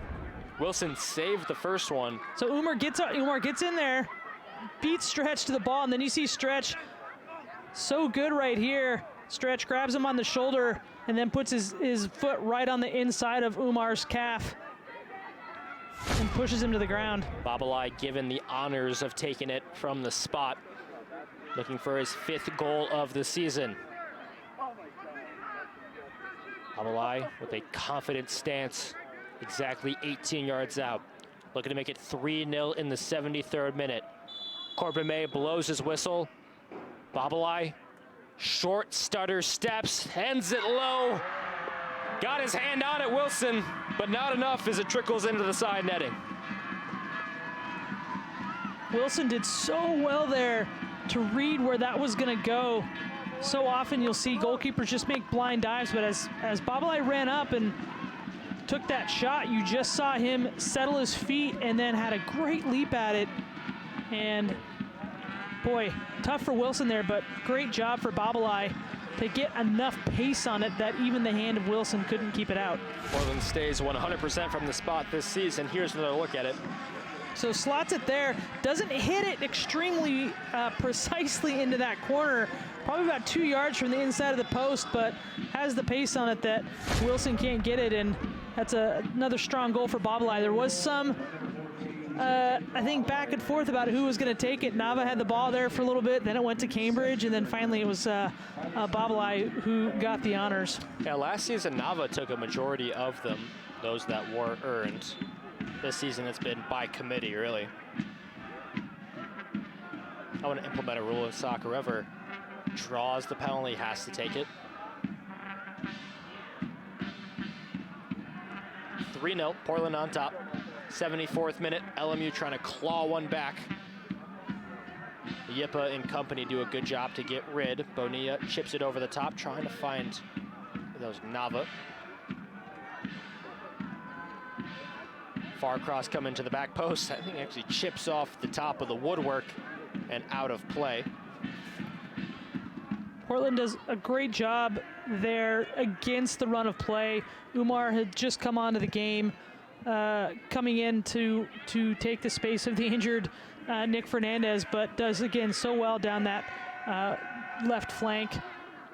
And Portland against the run of play, I would say, you know, the LMU has been dominant for the second half, and against the run of play is able to get a 3rd goal, which I think at this point you would say is probably going to finish this game off for them.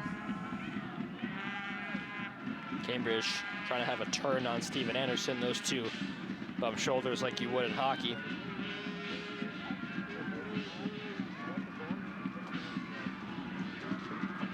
My 2 years calling Pilot soccer, I don't think I've ever seen them miss a penalty. I know they're 100% this season, and I recall back to last, remember against Seattle U, they had some crucial goals from the spot. Davey, who's had an uncharacteristically quiet night. The star man, Georgia Southern transfer, who has scored 28 goals in his collegiate career, dating back to his time with Georgia Southern, where he was 2021 MAC first team. That's a strong division. We saw a representative of that division show up this year at Merlot Field, University of Central Arkansas. Good one-touch play, Babalai. Babalai again on his left foot, saved by Wilson. Had runners with him. Cambridge was sprinting to his right. A lot going right there for Jacob Babalai, but the one thing that he didn't get right was the decision. I think he just was spoiled with choice there. Does he take it himself? He had the chance and the opportunity there. Does he find Umar? Does he find Cambridge? He had those chances there. He had those players open for him, and I think just got lost a little bit in the indecision of what he needed to do there. Portland's currently 11th best in the country at scoring offense at 2.5 goals per game. The average ticking up ever so slightly. We'll have to see what the 8th, 9th, and 10th teams do, as Portland might creep into the top 10. It's been an organized performance. Even in the games that Portland is dominant, offensively, sometimes there is examples of other teams frustrating them, or a cheap mistake at the back line that will give a team a goal back as Cambridge is swung around. And I think because of the swing, that's going to give Steven Anderson a yellow card. And look, if I had to deal with Cambridge for 75 minutes, maybe I'd be sent off by now. Well, Anderson certainly gets his hands full with Cambridge there, but you know, if you're going to get your hands up on a player, up in their shoulders, chest area, the one bump will suffice. You don't need to kind of grab them and swing them around and make sure they get to the ground. You know, if you need to foul them, you need to slow them down. Just do the one thing. You don't need to do the other, because once you start doing the other and start to kind of throw them down to the ground, that's when you start to enter red card territory. Umar. He's certainly fun to watch. His prolificness off the bench, a reason Portland is a top 10 team in the country. At least at the coaches poll, there's 7. The Pilots may have a new look this season, but still a lot of the same personnel from 2021. They returned 6 players who started at least 10 games last season. Some mainstays in the starting lineup, like Cambridge, like Nava, Arteaga, George Tassaris, of course. As it goes from keeper to keeper, they have a fun game of tag.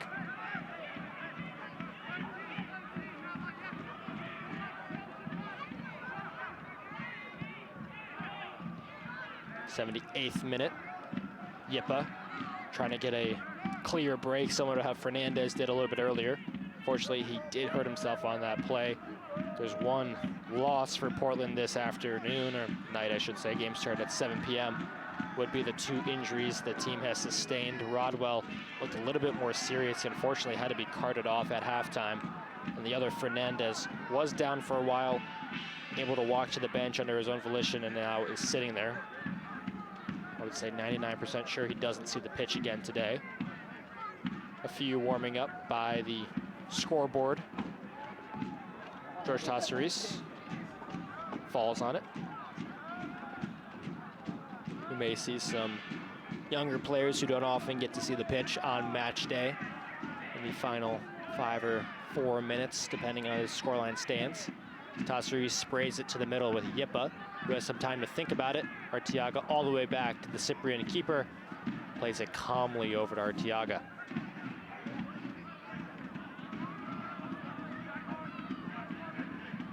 Arteaga chips it over the top for Cambridge. No flag yet. Cambridge has all day, and Wilson saves it. Umar on the follow-through. That was an incredibly lovely pass by Arteaga. Literally gets a hug from his teammate in the aftermath. Well, Cambridge couldn't believe that he wasn't offside. I mean, the LMU players stepped up, I think, just after the pass. You're looking here, Ian Miller, the referee, sees that pass. LMU thinks he's onside, but it looks like it might be Shockey and Stretch keeping him on. So Cambridge was just curious how he got so far ahead, but he did that because he got in behind his center back. The rest of the other line, the 2 players closest to us, did not step up with their teammate. This is a new season high in saves for Mitchell Wilson coming in. His high was 6. He is now up to 8 on the day. Good play by Shockey, even though he may have played Cambridge onside there. Did a good job to get back and deny Umar getting his 3rd goal of the season. Kaliskin back to the back post and sent Tracy to the deck. No harm. So goes out for a goal kick for George Tassaris. One sub getting ready to come in. Marco Byers-Mora coming back into the pitch. From San Carlos, California, went to Carlmont High School. Takes out Christian Ortiz, who couldn't add more points to his so far impressive season. Under 10 to go. Nick Carlin-Voigt, a rarity for him, relaxing on the bench. Usually one of the more expressive coaches in NCAA soccer. Does a good job hollering instructions to his side. Portland now with 2 pretty much, maybe 2-on-0, 2-on-1 breaks. Babalai had the chance. Cambridge had the other. 2 good saves by Wilson. This game could be even more than it is as a low stinger comes across the 6-yard box at Tassaris.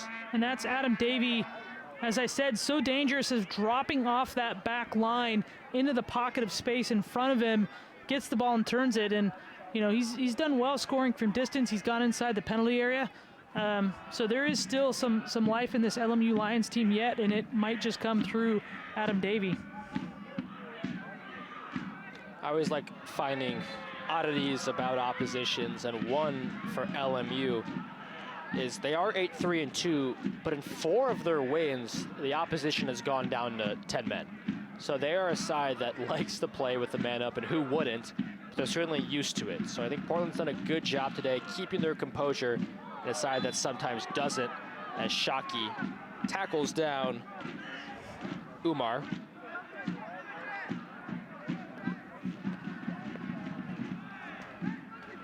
Shockey not shown a yellow. Umar asking if Denley wants to take it, gives him the thumbs up. Babalai comes instead. Back to Tassaris, and sprinting Arcangeli trying to catch him. Cambridge onside again, even though the back line is complaining elsewhere. On his left foot, gives the overlap to Bonilla inside the box. Bonilla just didn't pick out Nava well enough. And Nava probably needed to get in there maybe just a little bit earlier or hold his run a little bit later, but the angle Bonilla had trying to get it to Nava was covered perfectly by LMU there. But man, what an overlap from Bonilla getting in and around. There is just no defending that when he gets on it. Tracy exits the game, and something we don't see too often. Babalai and Tibbling playing together. You see Mercado covers it so well there. Nava just running in there, and Bonilla just couldn't find the right angle to get it to him. Ooh, another chance there for Portland. Tibbling. Almost made 4. Yeah, that was Tibbling coming in late, which is what you want for a player of his size. You don't necessarily want those players in early. You want them coming late into the crowd, just as you see him there, because they get the momentum and they get over the backs of the defenders, and they're able to get the ball down easier when they can come in late like that. Portland nearly make it 4. They do have 2 games coming up the next week, both on the road. Gonzaga midweek and then San Diego after that. As Umar gets shoved from behind. He's claiming shoulder on shoulder. It may have been his shoulder, but into the back of Umar. That's Arcangeli. Again, we've seen him coming in like that, and he does. It doesn't matter if you use your shoulder. If you use your shoulder to shove somebody to the ground like that, and you see him, that's him 11 coming in late like that. Kind of jumps into him, uses his shoulder. Even though he puts his hands up and says, "I use my shoulder," it's still a foul. Umar's been strong.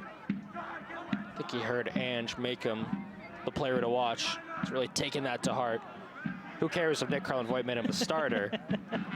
It's who is Ange's player to watch. Usually we've been pretty good at it too. That player comes up big when we select him. And you see in the second half, he's had a lot more opportunity to get on the ball, and that's because Portland has been varied in the side of the field they're attacking on. They've coming through Denley, Nava's on this side of the field now, so Umar's had a lot more chances, whereas in the first half, he was on the other side of the field. The ball was coming through the near side of the field through Bonilla and Cambridge, and you're just so hard to get the ball when Bonilla and Cambridge are on and they happen to be just exploiting the heck out of the sideline. Then, you know, you're always going to have a hard time getting the ball and doing what you need to do because those two players are the ones dominating the game at that moment. The last action, Denley did a good job taking the error out of the attack. LMU had numbers going forward on a long ball, just kicked it into the stands, and then the UP fans did their job. Took a while to give it back. Cross inside, Denley in an awkward spot, chests it down to Tassaris. The two, not perfect communication there, both saying my bad to each other. 3 subs getting ready to come in for Portland. Hatcher will come in, as well as Sebastian Hernandez, and then Senga will finish off the game. He had the second goal of the game. Cambridge has the game winner. Let's LMU score another. And here is Cambridge on the ball, takes a heavy touch forward. Still has pace to burn in the midnight oil. Here comes Tibbling with him. 2 running into the box. Tibbling slows things down, looks for his attackers, but doesn't get the return ball to Cambridge.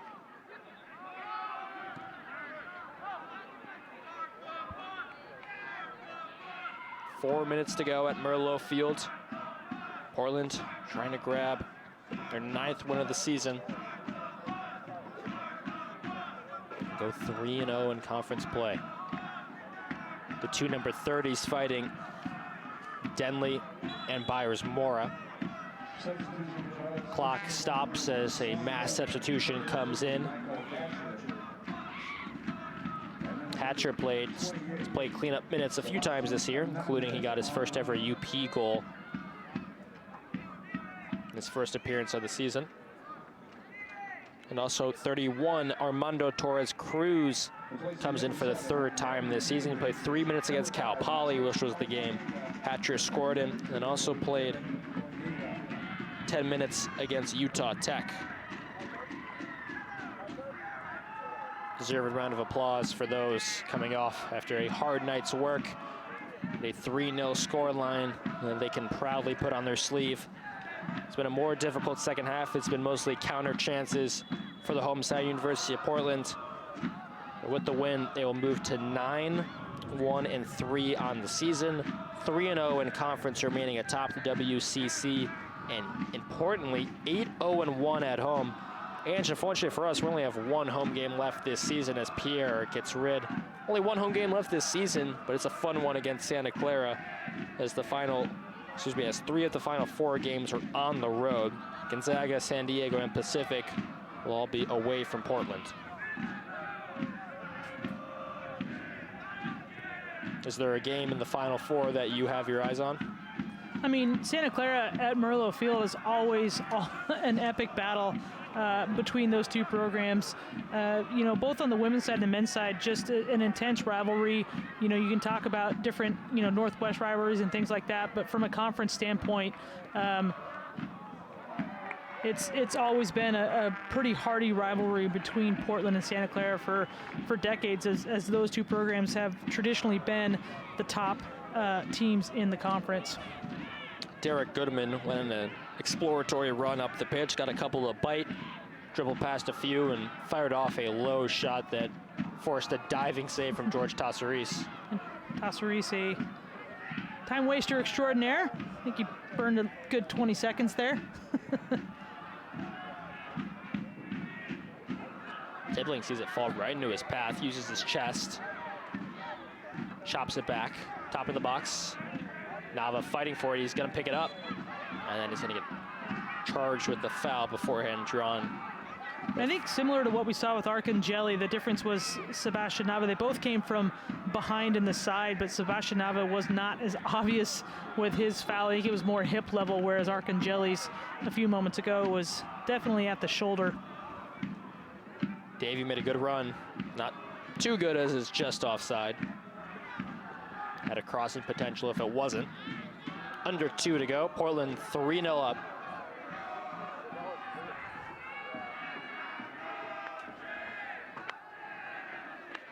Tassaris, start the stopwatch. This time it goes a little bit quickly, sends it long. Cannon up to CJ Tibbling. That time the shoulder stays clean. Purple jerseys inside the box, back to Tibbling, has a left-footed shot, it deflects in! Last off, an LMU body.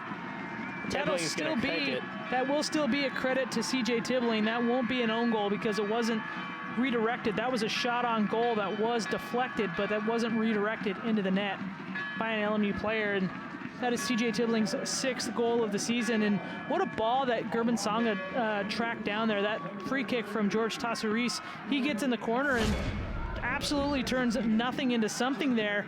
Here's where Tibbling gets it, drags it across his body, and then just has it go. Why not? There's a minute and a half left in the game, and when the ball hits the LMU player, couldn't see which one, hits them in their probably Achilles as Tibbling hit that shot.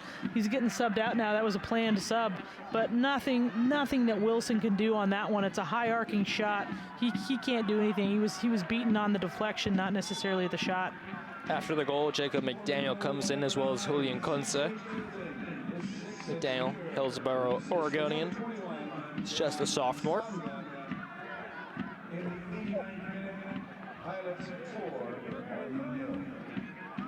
Pilots up 4-0. A scoreline that, well, at least a number they've achieved a couple of times this season. Beat Cal Poly 5-0, beat Utah Tech 6-0. This LMU side has a lot more pedigree than those latter two had. This is a statement win in the WCC this weekend. That'll put the other 6 teams on notice. Portland picked to finish top. Santa Clara was narrowly behind them, picked to finish second. Pacific third, LMU fourth. It's been a good start to the season for the Lions. This will be a pothole in it as we have under 30 seconds to go on a fun night at Merlo Field. It was rainy, it was wet, dried up, fans stayed here. And Portland rewards them with an entertaining 4-goal onslaught. But Ange, it would be a disservice if we didn't give some credit to Mitchell Wilson, the keeper for LMU. Well, a lot of saves today. And to the entire LMU team, you know, the second half, they made life so difficult for Portland and created so many more opportunities for themselves. 5 shots for them in the second half, almost tripling their output in the first half, and really pinned Portland back. Portland didn't really have much going for them until that penalty. Then things kind of were put away for the Pilots, and they started to get more of the ball as LMU had to chase the game more and more and more. That's going to do it. The final score at Merlo Field is 4-0. The Pilots continue their unbeaten streak at Merlo Field, 8-0-1 overall. Don't leave us quite yet. We're going to have all the highlights, and there was a lot of them from this game after this break. But the final score, 4-0 Portland. They continue their domination right here in the Pacific Northwest. Me and Ange will be back momentarily.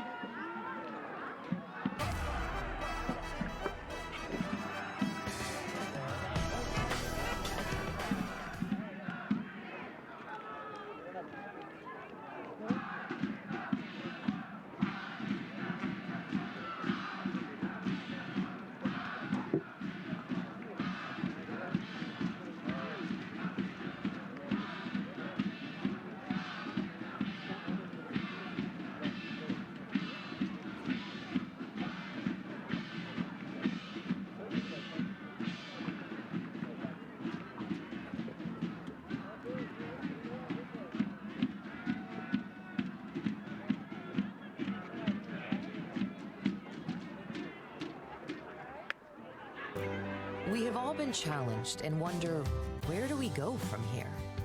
Find your purpose in a welcoming community. Question assumptions and discover truths. You could join a team researching ways to prevent cancer. Immerse yourself in social justice. Challenge yourself to rise above expectations and apply your knowledge to make a living and a difference. Engage in the pursuit of education with a deeper purpose at the University of Portland. Back here on the campus at University of Portland. What a lovely night in Portland, Oregon. At least the soccer on the field was. Final score, Portland 4, LMU 0. And this was not an LMU team to scoff at. Coming in, they were 8-3-2. They are now 8-4-2. 2-1 in conference, 4-2 on the road, while the Portland Pilots moved to an impressive 9-1-3 on the season, 8-0-1, 3-0 in conference. Let's take a look at all the goals, Ange. There was 4 fun ones and all a little bit different. The first coming via Cambridge. Well, and all different goal scorers too. All of these goal scorers up their tally by 1 and kind of stay in line with each other. They're 7-6, 5-4. Did a great job in creating some opportunities for themselves, and here's a great one. Cambridge gets the first goal and then comes in here and then just drags the ball wide, makes it so hard for LMU to keep up with them, and Sanga finds his space in behind number 21, Corbin Mercado. It runs straight to Cambridge with a lovely assist. Third goal, a little bit easier. We saw Umar win the penalty. Gets a player on his backside, and it was a clearly a penalty, Ange. Yeah, he does so well. Again, so speedy, and he gets Stretch, goes to the ground. Stretch gets up and grabs him, and it's Babalai then who gets the honors, puts it right to the goalkeeper's right. Again, doesn't hit it into the side netting, but hits it hard enough that Wilson just cannot do enough to keep it out. So Wilson goes the right way and just doesn't have the strong hand to push it wide. CJ Tibbling got the final goal for Portland. He came in with 5 goals, was awarded the start, and then got his 6th of the season right here. Yeah, and Tibbling, that was just a lark. That was one that he just said, okay, well, why not? We got about 90 seconds left in the game. That third goal, that penalty really kind of sealed the deal. LMU had been doing a good job chasing the game. Felt like probably if they got one, that was going to invigorate them even more, potentially go for the game winner. But after the penalty, they dropped off, and Tibbling there then has the honors of sealing this game, and 4-0. What a great win. Would you say this was the most complete game we've seen Portland play? I think it's the most complete game against a tough opponent. You know, this LMU team's a good team. They're extremely disciplined in how they approach the game. And so for Portland to break them down in the variety of ways that they did, that was a great job by them to stay patient, deal with kind of the low drop-off press from the LMU front line, and then solve some problems by getting in around wide and looking at those opportunities from the wings. Portland have played 13 games this season, only 4 to go, Ange, and 3 of them coming on the road. Next is going to be Wednesday against Gonzaga. All these games remainder at 7 p.m. And we have at San Diego in conference as well. San Diego's going to want some revenge. Pereira, I remember, had a hat trick against them here at Merlot last year. Santa Clara, a game that you've highlighted. And then finally, versus Pacific, who has grown as a program leaps and bounds over the last couple of seasons. It's going to be a difficult final stretch for Portland. That Gonzaga game, certainly, it is difficult to play in Spokane. They have really built that program up, got a great stadium under the lights. The students are a handful. And yeah, then going down to San Diego, always a tough call. Santa Clara and Pacific, it's going to be a tough stretch in Portland. 3-0 in the WCC, still unbeaten, but this is going to be where they've got to prove it. And Portland at the top, everyone's going to want to play their best game against the Pilots. Nobody's going to be taking it easy against them. They realized how strong the Pilots have been under Nick Carlin-Voigt, especially in the last 2 years. But that's going to do it from Merlot Field. Big thanks to Angela Harrison. Big thanks to our entire broadcasting crew upstairs, who did an incredible job getting us all the angles, all the stats, and everything we could ever want here at Merlot Field. Thanks so much for watching. I'm Adam Sussman. We'll talk to you against Santa Clara.